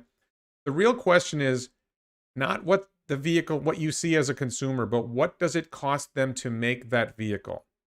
So let's take the Mustang Mach-E. I sat in the Mustang Mach-E. I watched it. I didn't ride in it, but I sat in the vehicle. It is spectacular. The Mustang Mach-E feels great. It looks great. According to Blake, who knows more about it than I do, it drives great. So it doesn't have the range. That's one of the issues, but that's, I think, a fairly minor issue. That's something they could probably get to fix soon enough. What the Mustang Mach-E, my hunch is that they sell it for $40,000 and it costs them $75,000 to make it, or it costs them $100,000 a car to make it. Can they scale production of the Mustang Mach-E so that they can produce it for close to what it costs for them to sell it, what they sell it for? If they can get a Mustang Mach-E down in price and their cost of production down to $40,000 and sell it for $50,000, then they have a viable ICE car. They have a viable EV. That's the big question, I think, with any of these EVs. When they're only making 5,000 of them a year, they're losing money on every one. If they can scale to 100,000, if they can scale to 500,000, maybe they're making money on it. If they're losing money on every one when they're making 100,000, that's losing a lot of money. So that's the big issue there. Let's see. If SSD goes out 100%, are there any point for other car manufacturers making cars? Yeah, I mean, I think that Tesla could take the whole market. But we'll see. I think that somebody will come out with a car. Tesla has to build repair. In fact, they are building service centers for that. They are doing that. Let's see. At least the white lawyer man is woke to what our government is doing. There's a lot of us. I'm not woke. You would not call me woke. Michelle says, I'm in Los Angeles. What time will live start in Los Angeles? I'm not sure what you mean. I live stream at 1 p.m. East Coast time, 10 a.m. West Coast time every Sunday. I'm thinking of buying an island near Helsinki where I live sometimes this decade because I believe the flying passenger drones are coming. That might happen. What is HOL? Somebody's mentioning HOL. I don't know what HOL is. If there's anything close to competing against Hyundai Kona? Yeah, I thought they were having problems with the Kona, but yeah, I think the Koreans have a good potential vehicle there. So let's see. What do I think of Tesla Home? I don't know what Tesla Home is. I have a video where I talk about Tesla building homes. I would love to see that happen. Yeah, that's another good point from Jack. All the other vehicles, there's this holdup on do they have enough access to battery supply? And I think that's going to be a holdup for all these companies. Tesla's ahead of that game by producing their own batteries. Where's everybody else getting their cells? I think that's a tough one. The Chinese will get their cells from CATL, but where's everybody else getting their cells? I don't know. Do I think Tesla will change the Model 3 in Germany version and spend it like a long trunk door like Model S, X, and Y have? No, I wouldn't be surprised if there was a Model 3 hatchback version in Germany. I could see that happening. Will the Neuralink implant send information back to Neuralink to train AI like the Tesla cars train autopilot? I love that idea. I don't know. I think hydrogen fuel cells are dead. Will Giga Berlin reduce costs of Tesla in Europe by a lot? Yes. There's multiple ways that Giga Berlin is going to reduce the cost of Teslas in Europe. Number one, the shipping cost is gone. You won't have to ship it across an ocean. Number two, the time cost of having it shipped and having to, hold that inventory and not get it over. Now, the time that it spends on a ship is lost money in a sense. And number three, the manufacturing processes in Giga Berlin are going to be more efficient, and it's going to be more, and the battery cells are going to be more efficient. So yes. I haven't heard anything about a Tesla boat. I think that would be interesting. But I had this idea for a video about doing a electric container ship. And the batteries take up an awful lot of... It's not the weight, it's the space. They take up an awful lot of space. Ryan O'Donnell, thank you for your support. Any thoughts on whether Tesla may outsource their sensors, cameras for their FSD? Foresight Automotive utilizes thermal cameras. I don't have any insight on it. I think Tesla may already outsource their cameras, but I'm not sure about that. I don't think that's a huge expense for the vehicle one way or the other. I believe that for the Tesla 2023 Compact, they may go to a more advanced camera and more advanced sensors, and they'll use the more advanced FSD version, the next FSD chip for that. But I don't know whether they would outsource that or not. They would if somebody has a better camera that costs less, they'll outsource. Neuralink isn't designed to act as a camera for the eyes, right? It's designed to interface with computer storage systems. I think Neuralink could be designed to interact with cameras to help blind people see. Let's see. Any info on the paint shop in Berlin? No, I don't know anything about the paint shop yet. I think a Tesla station wagon would make sense in Europe. That's not a bad point, but I think the Model Y basically serves that purpose without having to make a special wagon. Thank you, Omar, for your kind words. I really appreciate it. I don't know how much it's going to reduce the price. I think in the long run, it's going to reduce the price significantly, but how much, I don't know. I don't really pay attention to European pricing because I live in America. Are any of Tesla's battery vendors will be a good stock? I think that investing in, I don't know if you can invest in CATL and LG Chem, but I think they look like they're growing. You know, I think that I read an article. I should look at this again. I read an article that their margins are high and they're growing fast. Why wouldn't you want to invest in a business? I mean, I'm not an investment advisor, but that's something I should probably take a look at, is investing in the battery makers. LG Chem, CATL, and Panasonic. Panasonic, I wonder about, but CATL to me is a very impressive company, and I think LG Chem looks good. Do I think Cybertruck stainless design will translate to future Tesla mass market models? I think we're going to see. If Cybertruck works well, then yeah, I think they might extend it and do other models. I think a Cybervan would make a lot of sense. A minibus based on Cybertruck. HOL is a SPAC for Astra mini rockets. They make mini rockets. I don't know anything about Astra or HOL, so I'm not going to get into that. Curious of the changes Tesla will make possible with affordable energy like desalination and other ways to promote development of countries globally. That's an interesting idea, Jose. I don't know that Tesla's going to have an answer on desalination other than that solar makes it easier to do anything. If you have massive solar at lower cost, then it makes a lot of things possible. I don't know enough about shorting to answer that. No news on the Tesla van. Elon was asked about it, and he's, it's too soon. They got to get more cells before they can make more vehicles. Yeah, I do believe it's going to be great. We just don't know what's special about the paint shop yet. Paint shop will be great. Super Bowl starts today at 6:30 EST. I watch as much for the funny ads as the game. Yeah, my wife has some sort of plan. We're going to get... There's this really cool Mexican restaurant near us that's set in a gas station, like inside the convenience store section of the gas station. There's this... It's in Parkland, Florida. It was on... I think Guy Fieri did a show with it, and we had it. It's pretty good. So we're getting that for Super Bowl for our house. Cyber Pinto. The European produced 3Y could be as much as 12,000 euros cheaper than currently. Yeah, I think it's a big drop. I just don't know what the European models cost now, so I can't answer that. Starlink will generate 20 trillion in revenue by 2030. I haven't run the numbers on Starlink recently. I think Starlink, there's a limit to how many customers it can serve, because in densely populated areas where most people live, the satellites can't serve that many people. It's more an external provider. It'll be good for cruise ships. It'll be good for rural areas. I think there's some limit on how much Starlink can do, and most people live in cities, so there's an upper limit on what Starlink can do. Will Tesla ever pay a dividend? If not, why will investors be attached to the stock? I don't know. Does Amazon pay a dividend? I've owned Amazon for 8 years, and I don't know if they've ever paid a dividend. People are attracted to stocks because they grow just as much as because they pay dividends. Maybe they'll pay a dividend. Maybe they won't. I don't know. Warren, what do I think of the tattooed chef? Something like Beyond Me. I don't know about tattooed chef. So if you send me a direct message on Twitter or email, I'll look at tattooed chef. I don't know what it is. Oh, did I see that? I think tattooed chef is just regular meat. I don't think it's special meat.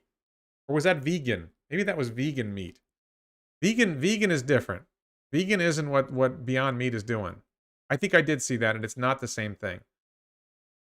Do I think there will be a difficult choice at the end of the year choosing between a Model Y made in Texas or made in Fremont? It's made in Fremont, not Los Angeles.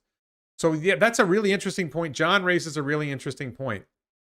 By the end of 2021, Tesla will be making Model Ys in Fremont and Model Ys in Texas. And they will be different vehicles. The Model Y in Fremont will have a single piece rear casting, and everything else will be basically the same as a Model 3. Similar to Model 3, not everything else. And the Texas Model Y will have single piece rear and front castings and structural battery pack, and maybe 4680 high nickel cells. So my expectation is that the early generation Giga Berlin and Giga Texas Model Ys will be more expensive. They will be premium vehicles. My guess is 400 miles of range, outstanding performance, and you can buy the regular Model 3 for $10,000 less. The regular Model Y for $10,000 less. That's my guess. And then at some point after Model Y in Fremont and Texas scales up and really hits its ramp, they will take the Fremont Model Y line down and revamp it to shift it to the same format as the Texas one and the Berlin one. And they'll do the same thing in Shanghai. And they'll convert those vehicles over to that form of manufacturing. Or maybe they will wait until 2023 and they have the single piece casting manufacturing method down with the compact, and they will shift Fremont Model Y production over to that first. I don't know. I think there's multiple possibilities there. Jeffrey, I did include the 25K Tesla in my model, that not in the sheet that I showed earlier in the video, because that was 2022 and the 25K Tesla isn't in that model. Joaquim, Robotaxi will work in snow. If humans can drive in it, Robotaxis can drive in it. If a UFO lands in the middle of the road, Robotaxi will be able to handle it. Have Elon, Tesla ever talked about hardening our grid for EMP? I don't think they've talked about that. Is Tesla going to build a Dyson Sphere in the future? I'm pretty sure Dyson Sphere is not on the agenda for Tesla in the next 20 years. Any guesses on FSD subscription cost? Yeah, I think KN944 says, I'm guessing north of $250 a month. I would guess $350 a month. Somebody suggested they could do it on a per mile basis. I don't know. I don't like the subscription model, but they're definitely going to do it, and I think they have a reason why. I just don't know what that reason is. Model 3 gets from 58,000 euros to 49,000 euros with the price reduction. Interesting. Why have you not assumed that prices on all models will fall due to competition? Okay, so this is a great question from DDD. Great question about my model, that I assumed that prices prices on all models will fall. Why didn't I assume the prices will fall due to competition? It's not whether they'll fall due to competition. It's actually whether they'll fall for that reason or other reasons. I think that there is a good argument that a Model 3 or Tesla's cars in the future will cost less than $30,000. But will they cost less than $30,000 with a 50 kilowatt hour pack? Because I think the compact is going to have a smaller pack than 50 kilowatt hours. I think the compact is going to have like a 30 kilowatt hour pack. So if it costs $25,000 but has a 30 kilowatt hour pack, it's actually more than $30,000 for a 50 kilowatt hour pack. Do I think down the road, as they get the cost of batteries down, at some point will the price of revenue generated by a 50 kilowatt hour pack drop below $30,000? Yeah, probably. I don't think it's that big of a drop, and I think the revenue at the beginning of the model is actually higher than $30,000 a pack, a 50 kilowatt hour pack. So yeah, there's some validity to that criticism, and I think the bottom row of my model where I cut everything in half, I think accounts for that. Yeah, I don't think Ringworld's happening anytime soon. If you haven't read the book Ringworld is a fascinating book. I think it's Niven. I think the author's name is Niven. Really, really brilliant book. How soon do I think Tesla? I think Ringworld is a little bit like Jeff Bezos's O'Neill colonies. I think that's a little bit like his O'Neill colonies. You just end up with a lot of O'Neill colonies orbiting the sun. Warren, how soon do you think Tesla Energy will be able to take over a whole country's energy grid, production with solar? I think that's a long way off, Damien. I think even 2030, they're going to be barely making a dent in the grid. It's going to take 20, 30, 40 years beyond that before Tesla has a substantial impact on the grid like that. I mean, it'll have an impact, but it won't be dominant for 20, 30, 40 years after.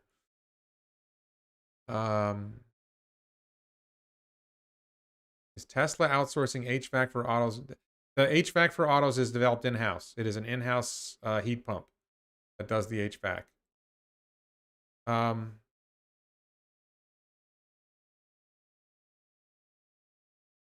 Yes, Ben Rapstar, I realized I could have used $600 per kilowatt hour instead of using this intermediate step of 50 kilowatt hour packs. I felt that was a way of explaining the model to people, that they could grasp it in the sense of the Model 3 as a proxy. You're right that it would make more sense to use $600 a kilowatt hour. It would be a little simpler, and probably it would have explained it just as well. It's just the way I did it. No, Rob, that was a great question. I wondered that same thing. Who was Sandy talking about? Sandy Munro and Elon Musk were talking about Sandy Munro talked about a common adversary, and I did not know who he meant. So if anybody knows who was the common adversary that Sandy Munro was talking about with Elon, I'd love to hear it. O'Neill colony is doable, and I think Starship could launch in enough quantity to build an O'Neill colony. But the question is why. I think Elon. I'm on the same page with Elon on this. Going to another planet makes more sense. There's more potential for another planet to be useful than an O'Neill colony. And especially if the O'Neill colony is in orbit around the Earth, and then something happens on the Earth, maybe whatever happens on the Earth destroys the O'Neill colony too. Can an O'Neill colony become self-sufficient?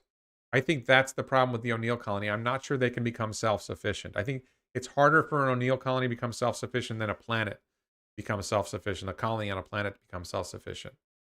But I'd love that would be a great Clubhouse room to talk about that. Maybe we can do that sometime. We need to get more space people on there. Let's see. Approaching 3 o'clock. Will you make Tesla millionaire? Tesla millionaire t-shirt. I like that idea, Dennis. I don't know if people want to brag about being Tesla millionaires, but I like that idea. Teslainaire t-shirt. I'm going to think about that one, Dan. I got to write that down. That's good. That's so good I got to write it down. Teslainaire t-shirt. All right. I'm going to look at that. I'm going to think about that. If I got something there, we'll see. I love that.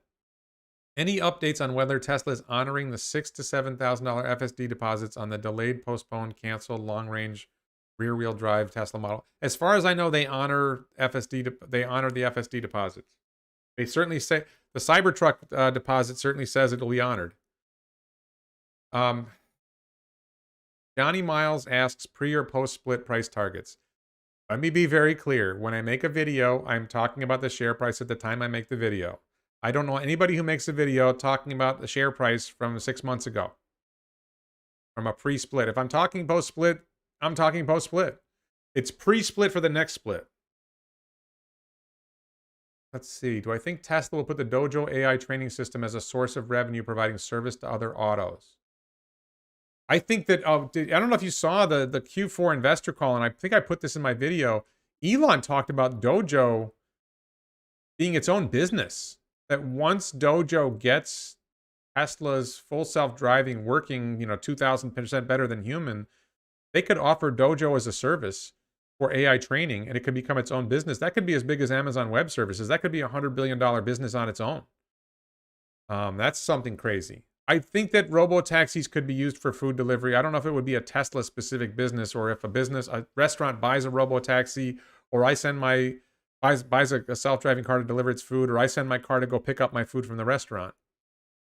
How many shares do you need to become a Tesla millionaire? I think Tesla millionaire is a concept rather than an actual thing.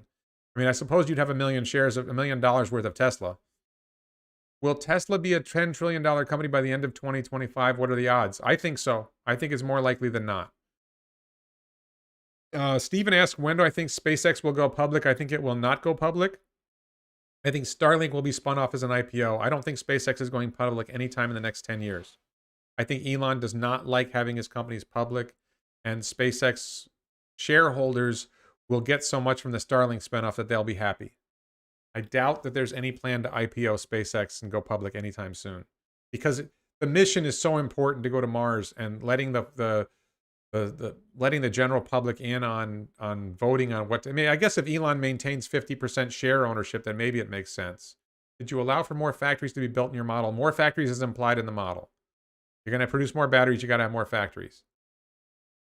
O'Neill Colony might work if they have the wealth privacy laws of Switzerland. Dojo coin. Oh, I like that, Elliot. Dojo. I got to write that one down too. Dojo coin. I'm writing Dojo coin down. That's a fantastic. That could be a t-shirt. Dojo coin. I love it. What are the odds of Tesla producing an ICE car? 0. Doge training. Yeah, there's something funny in there somewhere. Between you two guys, there's something funny in there. Tesla renames Dojo to Doge. It took Elon to manufacture in China. I like it. Warren, how quickly do you think Tesla will be able to autonomously solve reverse situations in tight, narrow roads? Somebody said that already happened. I think it was it Kim Paquette Encounter? Somebody was doing an FSD beta test, and they were on a tight road and something happened. I think it handled it. I do not believe that Tesla should do an Uber service to drivers. No, I don't think that's a smart move. I know Kathy Woods likes that idea. I think Elon has basically said they're not doing it. Any news about S and X charging 250 kilowatts in Europe? I know that the new S and X are supposed to be able to charge 250 kilowatts. I don't know why I wouldn't be able to do it in Europe. Yeah, it's true. Private companies can't be shorted. What are the biggest risks that Tesla faces in the next 2 years? Great question. I'm probably going to do a video about this. The two biggest risks are government and Elon. If something happens to Elon, it's a risk. I don't think Elon is that big of a risk because I think the team is so strong now at both SpaceX and Tesla. But, obviously Elon is a driver of the company's rapid innovation, and innovation would probably slow if he was gone. And then government interference.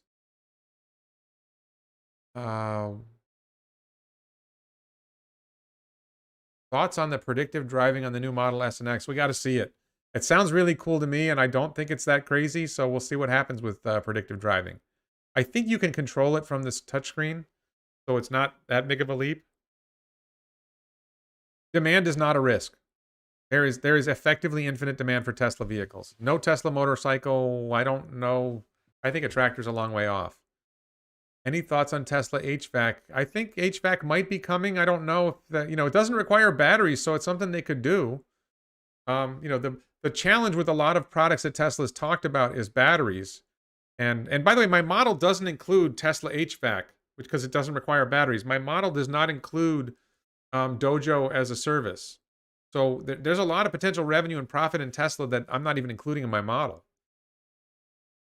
Could Tesla get into cloud data? So here's one of my crazy ideas, is if you go with Dojo as a service, could you also use the parked Tesla vehicles that have FSD? Could they also could they be tapped into it's sitting in your garage, it's on the Wi-Fi, and the Tesla home office taps into it to use some of your processing power to do AI processing? Could that be done? Could you get a check every month? You get a check for $20. We used your car for processing doing some AI processing. Here's your check for $20. I would let my car do that. I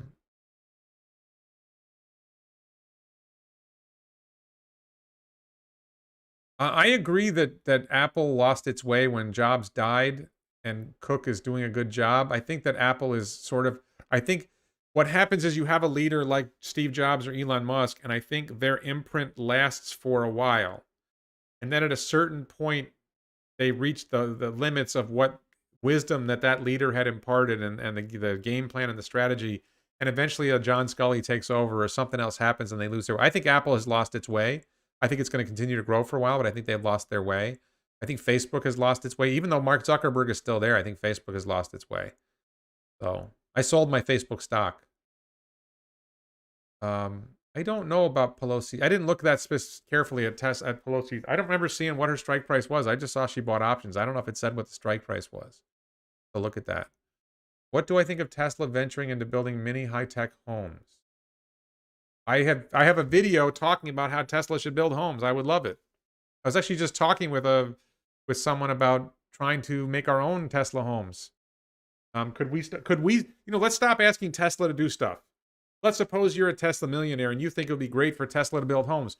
Could you get into the home building business? Could you connect with 2 or 3 other Tesla millionaires and start a business where you buy 100 acres of land somewhere and you build Tesla-oriented homes? Don't leave it to Elon to do everything. Let's take this on ourselves. Let's see what we can do.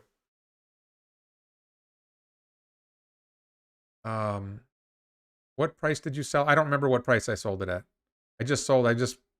I was buying, that was the day I decided, or around the time I decided to put options on Uber and Lyft, and I was thinking what to sell, and I just sold. I didn't even worry what the price was. I just sold it. It wasn't a dip. It wasn't a peak. I just sold it. Yeah, I think Apple is tangling with Facebook. I sold it before the Apple Facebook rift.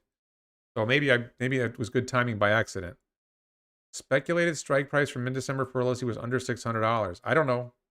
I think that was actually her husband who bought the options. I'm not sure. Maybe Tesla Home, complete ecosystem. Could a large Tesla van have an RV version? So Damien, check out my video. I have a video called Cybervan and I include the RV in it. Afak, thank you very much for joining the channel. I don't know if I pronounced it Afak, but I hope you'll forgive me if I pronounced it wrong. Let's see, who's Tesla's biggest competitor? She bought leaps on Tesla deep in the money to get bigger gains than buying the stock itself. Yeah, so Jim, I don't think the government buying Tesla cars is necessarily a big impact on Tesla because demand is already there. I think it's the tax credits for cars and the tax credit for solar that'll make the big difference. I think the government will probably buy Chevy Bolts. I think that they will have some sort of union clause making them buy union produced vehicles, and Tesla will miss out on that. And I don't care because the government is a terrible customer.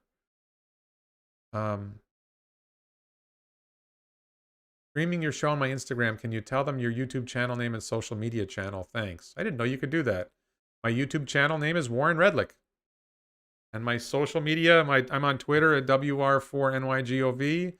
And I'm on Instagram, but I don't use it. I don't think he gives a... What if Tesla hires architects to release open source blueprints for Tesla-ready houses?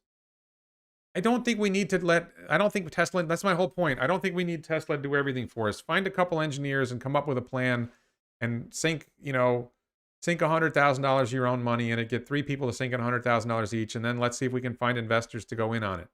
Let me know if somebody's got an idea. Somebody contacted me about it. They got land, and I think he's got the money to build it himself, and he wanted me to consult on it and help as a real estate agent. And, if somebody has a good plan, I'm open to doing it. For me, it would probably have to be in South Florida. Or not far from South Florida. Let's see. Thank you, Afak. How many companies? I don't know how many companies are signed up with Tesla big rigs. I think it's a lot. Is it cheaper to buy a Berlin Tesla with US dollars? I don't think they're going to export the Berlin Tesla to US. I think you'd get a Texas-made Model Y. So did the dumb money guys reach out to you after your video about them? One of them commented on the video, maybe 2. If you go through the comments, one of the guys commented. Dave Hansen, he was classy. I would say he was classy in his comments. Maybe one of the other guys too, but I remember Dave Hansen commented and his comments were polite. GM will produce bad vehicles for the government in order to convince them to go back to ICE. I love it. I did not watch Dr. Berger, Dr. Berry for keto. I read the South Beach Diet book and I love it. South Beach, I should put a link to it. South Beach Diet book works for me. The problem for me with dieting is I can lose the weight. It's keeping it off. At some point I get back into eating badly. What is the history of WR4NYGOV? I was the Libertarian candidate for governor of New York in 2010. Warren Redlick for New York governor. That was the history of that tag. I have another Twitter account under Traffic Court and another one under Fair DUI, but I don't use those. I have a 4th one. I think I might have a 4th one. Tesla Nair app, yeah. When's the so that's Rob Markovich asked this question. When are the bailouts of Ford and General Motors coming? I would say also Toyota and Volkswagen and so on. I expect that Tesla will be so competitive within 5 years that even when Tesla's only making 5 million cars, it wrecks the business model, especially with FSD and Robotaxi. It wrecks the business model for all these other companies that have borrowed so much money and are dependent on not just, they really need the same level of sales or growing sales to survive, and Tesla is going to reduce their sales, and they are going to fail. All the major car companies are going to fail. They will get bailed out by their governments in the next 5 years, and they will fail again because they cannot adapt. They are bureaucratically incapable. If government gets involved and bails them out, government's going to tell them how to run their business, and that won't work. The only way you can compete with Tesla the only way you can compete like Tesla is to do things the way Tesla does them, and government is not going to allow them to do them that way. So it's have to be other startups are going to come along. Maybe Rivian can do it. Maybe Neo or XPeng can do it. I don't know anything about XPeng. Maybe they can do it, but the existing car manufacturers can't do it. They're just broken. What do I think about Mercedes split to avoid me? I don't know anything about Mercedes, and I don't care about splits. 13 million people in India make $77,000 a year or more, Randy says. Okay, let's suppose that's true. How many of them buy a car every year? I don't think that's true. I don't know where, Randy, I don't know where you got that number. I don't think it's true. I looked this up, and I think the number is much lower than that. Maybe it'll be true in 5 years, but it's not true now. Any acquisitions that you foresee that make sense for Tesla? No, but there are probably acquisitions I don't see that make sense for Tesla. God, I hope you're kidding about Brady breaking his leg. Please tell me you're kidding about Brady breaking his leg. That would be awful.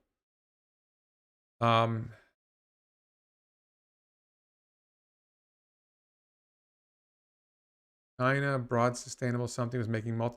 Yeah, I think there's this question. There's one theory about making. I think there's already people who are doing manufactured housing where they make it in a factory and ship the manufactured home out to the site. I'm not so much worried about that. It's like, can you find a low cost way of building homes? And like things like the concrete pad, concrete is terrible for the environment. If you're concerned about CO2 emissions and use of fossil fuels, concrete is terrible for the environment. Can you find a way of building housing without using concrete? Can you find a more energy friendly version or a replacement for concrete? Can you find ways of building the structures that just like when you look at Tesla roof, they're pushing to do the roof in 1 day instead of 4. Well, can you find a way to build the house in 1 day instead of, in 2 days instead of 10? Can you, because that, then you can do more houses. Can you find ways of, and you incorporate battery pack and you incorporate solar roof and maybe a less expensive solar roof product? Op 12, with a growing stock like Tesla, do you think cost average buying is a good thing? I buy $25 of Tesla every Monday to Friday, no matter what price the stock is at. So I am not, I'm not a professional investment advisor. That's not really the right question for me. I do not buy stock in that way. I mean, what I do is when I have cash free, I buy stock. If you have $25 of free cash every week, then that's a good approach, I guess. But for me, it's when I have cash free, I look at where am I going to invest this money. And for the last 4 years, the answer has been Tesla. It used to be I would pick one thing, pick another thing. At a certain point, it was just like, I'm just buying Tesla. So a bond comes due and I've got all this cash from the bond coming due, I put it in Tesla. I'm probably rooting for the Buccaneers. The best Brady is no Brady. I don't think so. I'm a Giants fan historically. I guess I'm a Dolphins fan now, but I just like football. Whatever happened to boring company bricks? The boring company bricks will happen. It has to be the place where they're doing the boring. If the material that the spoil that comes out of the boring process is wet, then it doesn't work for making bricks. If the material that comes out is dry, then it does work for making bricks. So it just depends on where they're boring. Foam foundation filled with concrete takes less concrete. Yeah, I think an option like that would be great. Do I think Tesla is worth heading to Western Australia to be close to the lithium and iron? I don't know enough about Australia. I think there's a lot of minerals. I think it's also nickel. I don't know about hydrogen. I think there's a lot of potential in Australia, but I don't know enough about it to say. What do I think about buying Tesla X3 leverage shares? I don't even know what that means. And I don't play games. I don't buy call options. I just buy the stock and hold it. 2 years is not like people say buy leaps, these 2-year options. And my time frame for Tesla is longer than 2 years. So I'm not interested in playing that game. Foam infused steel in the very near future. Interesting. If you have $5,000 now, would you put all in Tesla straight away, or would you rather cost average? I would put 5,000 in Tesla straight away. I don't believe in cost averaging. For myself, I don't believe in cost averaging. I'm not saying it doesn't make sense for other people, but for myself, I buy right away. Thoughts on Lucid Motors? I have videos about Lucid Motors on my channel. 2 videos about Lucid. Just search my channel for Lucid and you'll find it. What do I think of the odds Tesla become large enough of an entity become a monopoly? So that's a great question. Chris asks about Tesla becoming monopoly, and I think the implied question is, will government regulate them because they're a monopoly? I really should make a whole video about this. So I have a theory. First of all, I think there's a genuine risk that Tesla will grow so large that governments will try to regulate Tesla as a monopoly. That's a great point. That's a great concern. That is probably the biggest risk to Tesla's future. I have a couple ideas about that. One, if I were Tesla, and there's good reasons why I'm not, but if I were Tesla, I would consider splitting up by country. I would have a Tesla Europe. I would have a Tesla China. I would have a Tesla United States.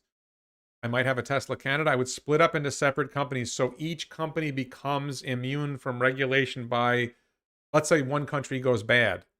Then it isolates the harm. Let's say the United States government goes bad. I would argue it's already there, but let's not get into the politics of that. So let's say the United States government turns on Tesla. If Tesla China is a separate company, if Tesla Europe is a separate company, if Tesla India, whatever, Latin America, if they're all separate companies, then the US government turning on Tesla US has less impact on those other companies. So diversifying Tesla's ownership into separate companies in separate countries would be one way of dealing with that. I think also splitting up Tesla by product lines. So you'd have Tesla cars and Tesla Energy as separate companies is a possibility. You could even say Tesla Robotaxi becomes its own company, and there's still a car company making cars. So I think there's a lot of things that I don't know if any of these is a real solution, because I think if the government is coming for you, the government is coming for you. I think the splitting into separate countries is a solution. I think the other things are sort of like, well, maybe that'll work, maybe it won't.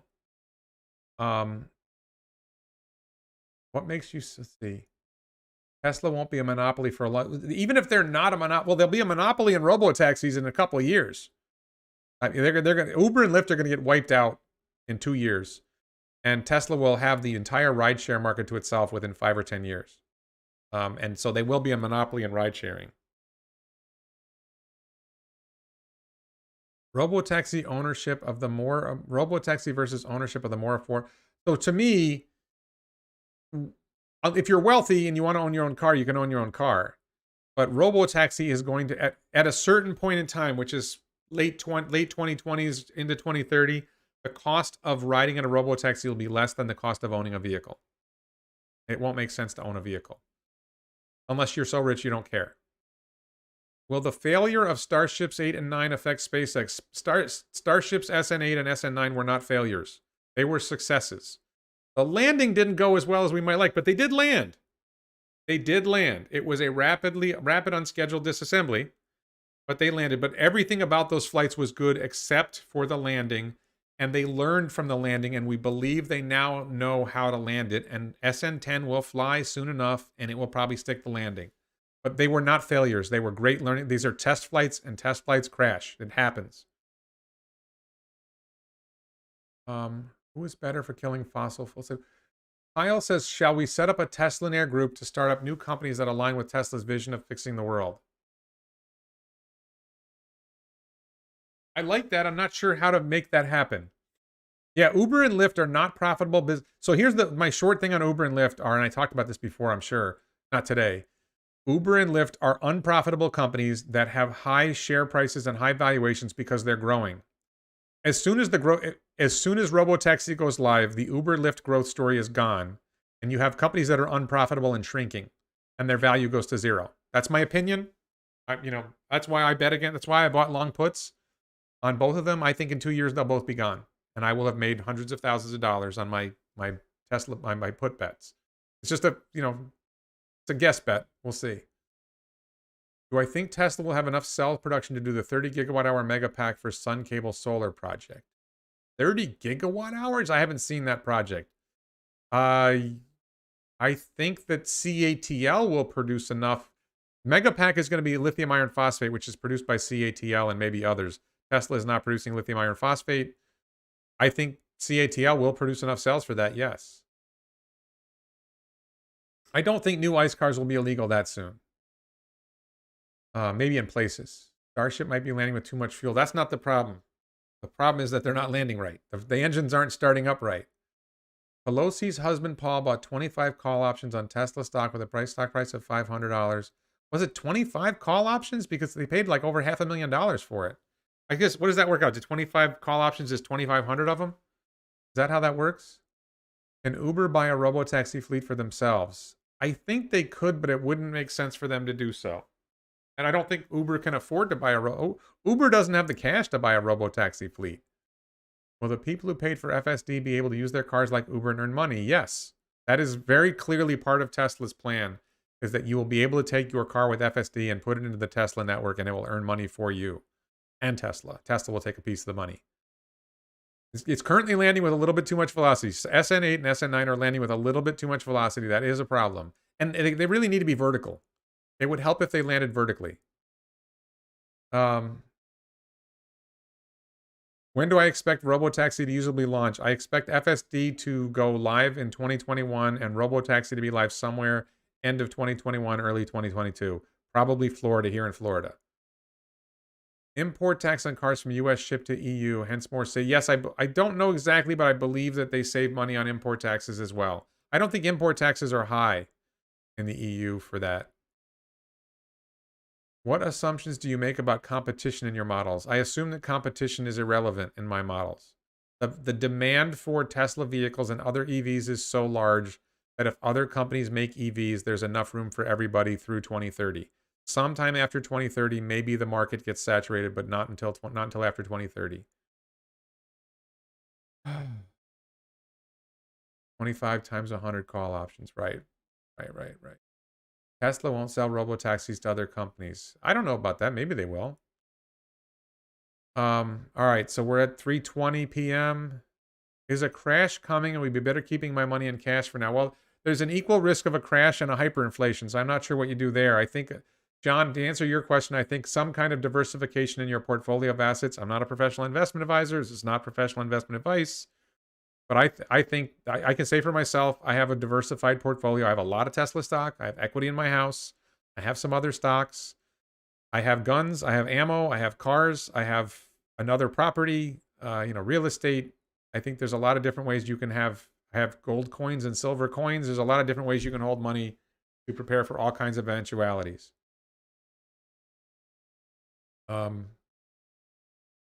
Is Elon setting him up for set himself up for a self company? I don't see a cell company on the horizon. I don't think that's an industry that needs to be revolutionized. What do you think? How long will it take to get autopilot technically ready for Europe? Autopilot is ready for Europe anytime. It's not a question of whether autopilot is technically ready for Europe. It's when Europe is ready for autopilot. And I think the UK will be first in Europe. Why does Tesla do price cuts when demand is higher than output? That's a really good question, Kevin. I think they do price cuts because they can, because they're motivated more by selling every car and they want to get ahead of demand than they are in making profits. They're not trying to make that much profits yet. Why is everyone grossly overlooking robotaxi? They can't see it. People have trouble seeing the future. It's really, really hard to see the future. What percent of Tesla is your portfolio? 85% of my IRA is in Tesla, and I run a family portfolio, or 2 family portfolios that are 50% Tesla. It's probably too high, but I can't stop myself. Hey, guns and ammo are hard assets are hard assets. I joke that ammo is the currency of the future. Forget about Bitcoin. When the power goes out, you can't use your Bitcoin anymore, but you can use your ammo. You can sell your ammo. Every round is like 25 cents to $1.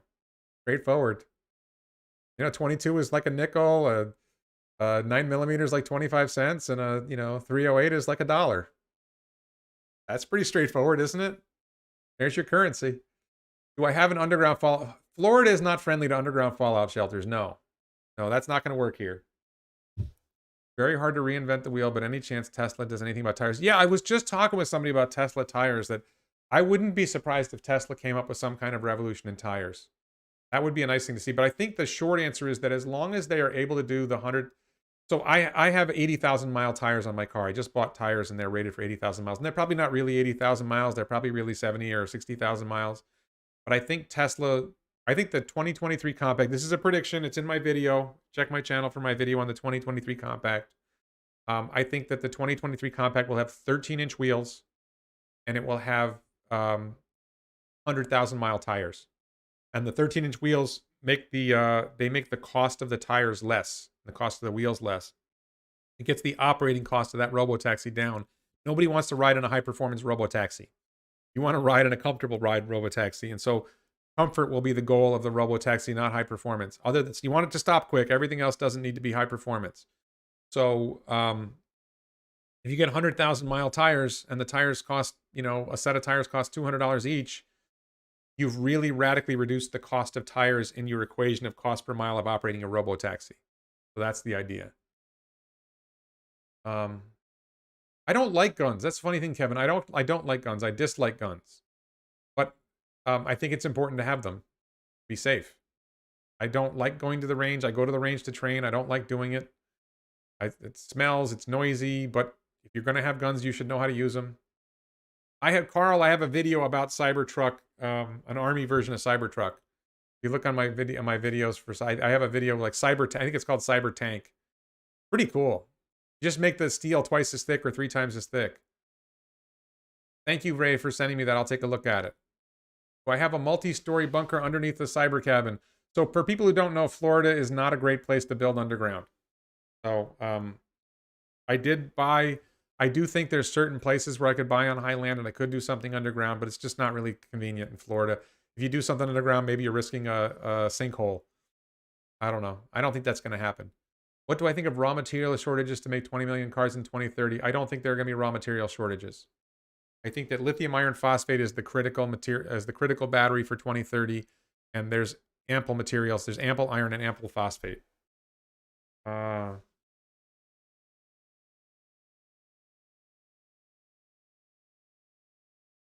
people can't imagine it. People can't imagine robotaxi. It's beyond their comprehension. And then a year later, they'll be like, how come we haven't been using this for years? Solar powered railgun, no need for ammunition. I think railgun is a little bit not ready yet. I don't think that's ready for prime time. Laser gun shooting, I don't know anything about that. I don't know what you mean by laser gun shooting. Do you mean for fun? Be over under 3 hours. Did we go over 3 hours? No, we're not doing 3 hours. Not going to happen.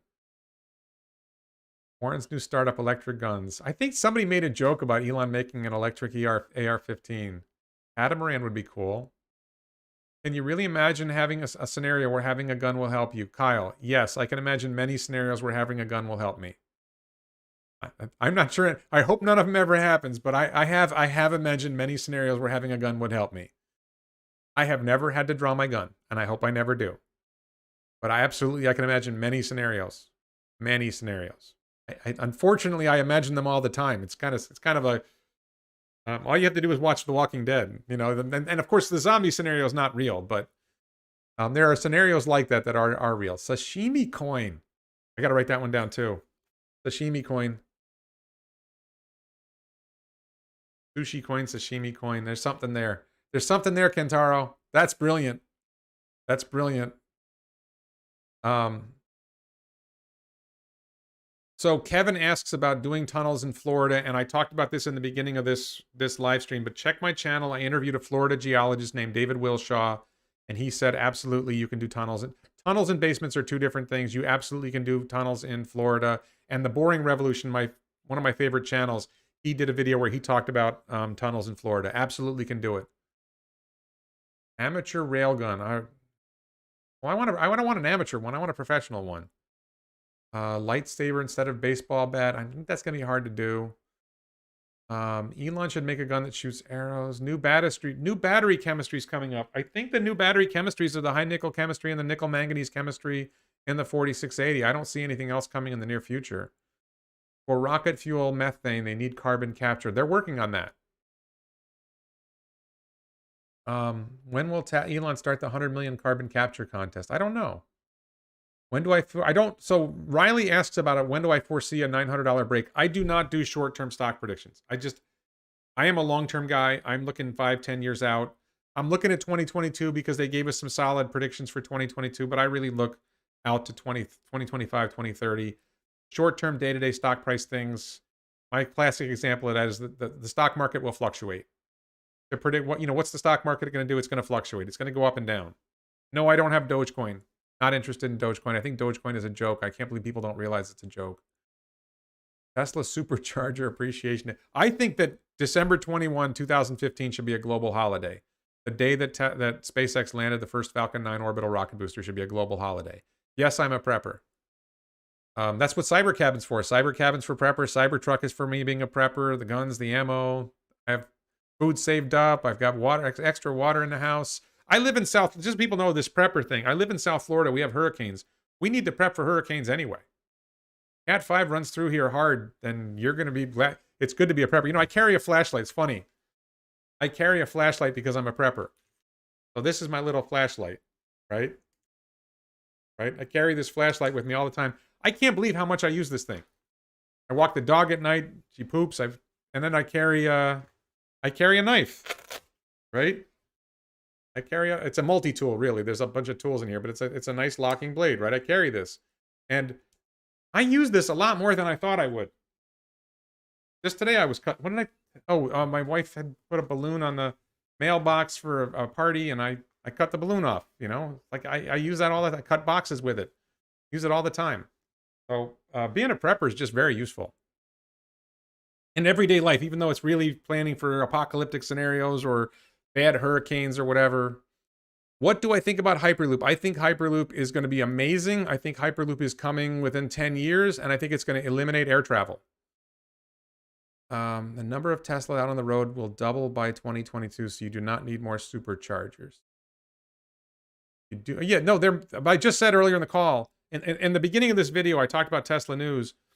The Shanghai Supercharger factory is open, and they have a capacity of 10,000 superchargers a year. So between that and current production, they're going to double superchargers in the next year. It's growing fast. Fleshlight. I haven't bought a fleshlight yet, Mark. Yeah, halfway to being an amateur James Bond, sure. I'm halfway to being like a Buford Pusser, I think. I have some canned food, yes. Not lots of canned food. I have a lot of different kinds of food. I have dried lentils and... I don't have an outrageous amount. I got enough to last a few weeks or a month. I don't have enough to last a year. The higher utility of robotaxi will cap the Tesla fleet at around 10 million. No, I think that there's 2 billion vehicles in the global fleet. If every robotaxi replaces 5 vehicles, then there's room for 400 million robotaxis. Simple answer to that question. Will the FSD someday lead to the next baby boomer generation? Interesting thought. I don't know about that. What happened to the Tesla ATV? I think the ATV will come out with Cybertruck. We'll see. I'm not into ATVs, but it could be interesting. Maybe that would be good for Cybercabin to have one. There's a lot of people who ride ATVs around where my Cybercabin is going to be. What do I think of the criticism of the sodium chloride extraction process of lithium? Limiting Factor just did a great video on that, and I yield to the limiting factor. He just did a video. He just talked to a guy about the salt extraction process of lithium. What I watched, it seemed viable to me. I don't think Elon and Drew would have said it if it wasn't viable. I don't do freeze-dried foods. So freeze-dried foods, for people who don't know, are like good for 25 years. If the apocalypse is going to last 25 years, I'm probably not going to last that long.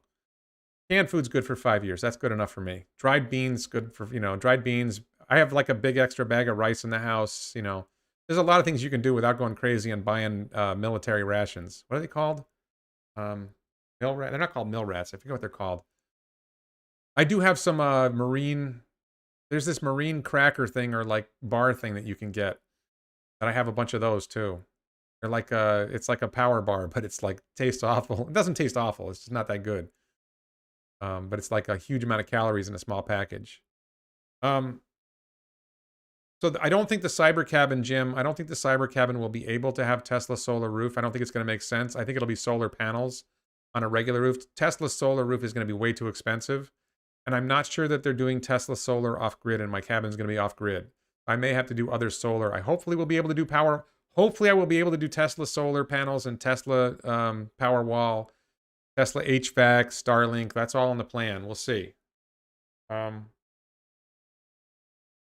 don't know enough about mega chargers. I'm sure it'll come when semi's ready. I don't think that's hard. Why do Teslas not carry spare tires? I don't know about that.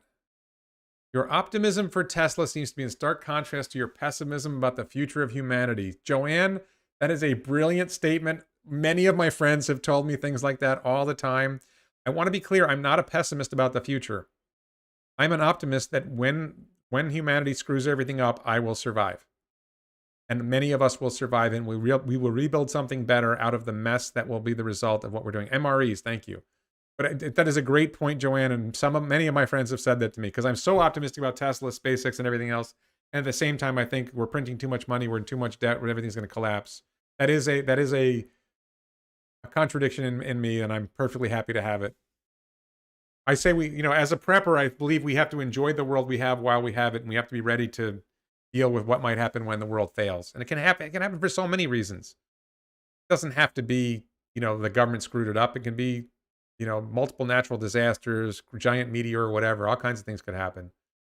I don't know the price per square off the top of my head. My quote for my solar roof was $38,000, but that's a preliminary quote. It's probably going to change. All right, we're past 3:30. I'm tired. I really appreciate everybody watching. I think we've covered it. The end is near. Warren falls of keto diet with rice and bean consumption. I have been thinking about making recipe videos for low carb recipes. my tuna and hummus recipe, my throw stuff in a pan recipe. But anyway, thank you very much for watching. I'm gonna done. Please check out the t-shirts. ElonBits.com for the t-shirts. Check out the t-shirts on ElonBits.com. Support this channel on Patreon. Thank you very much for watching, and thanks to everyone else. We'll see you guys next week.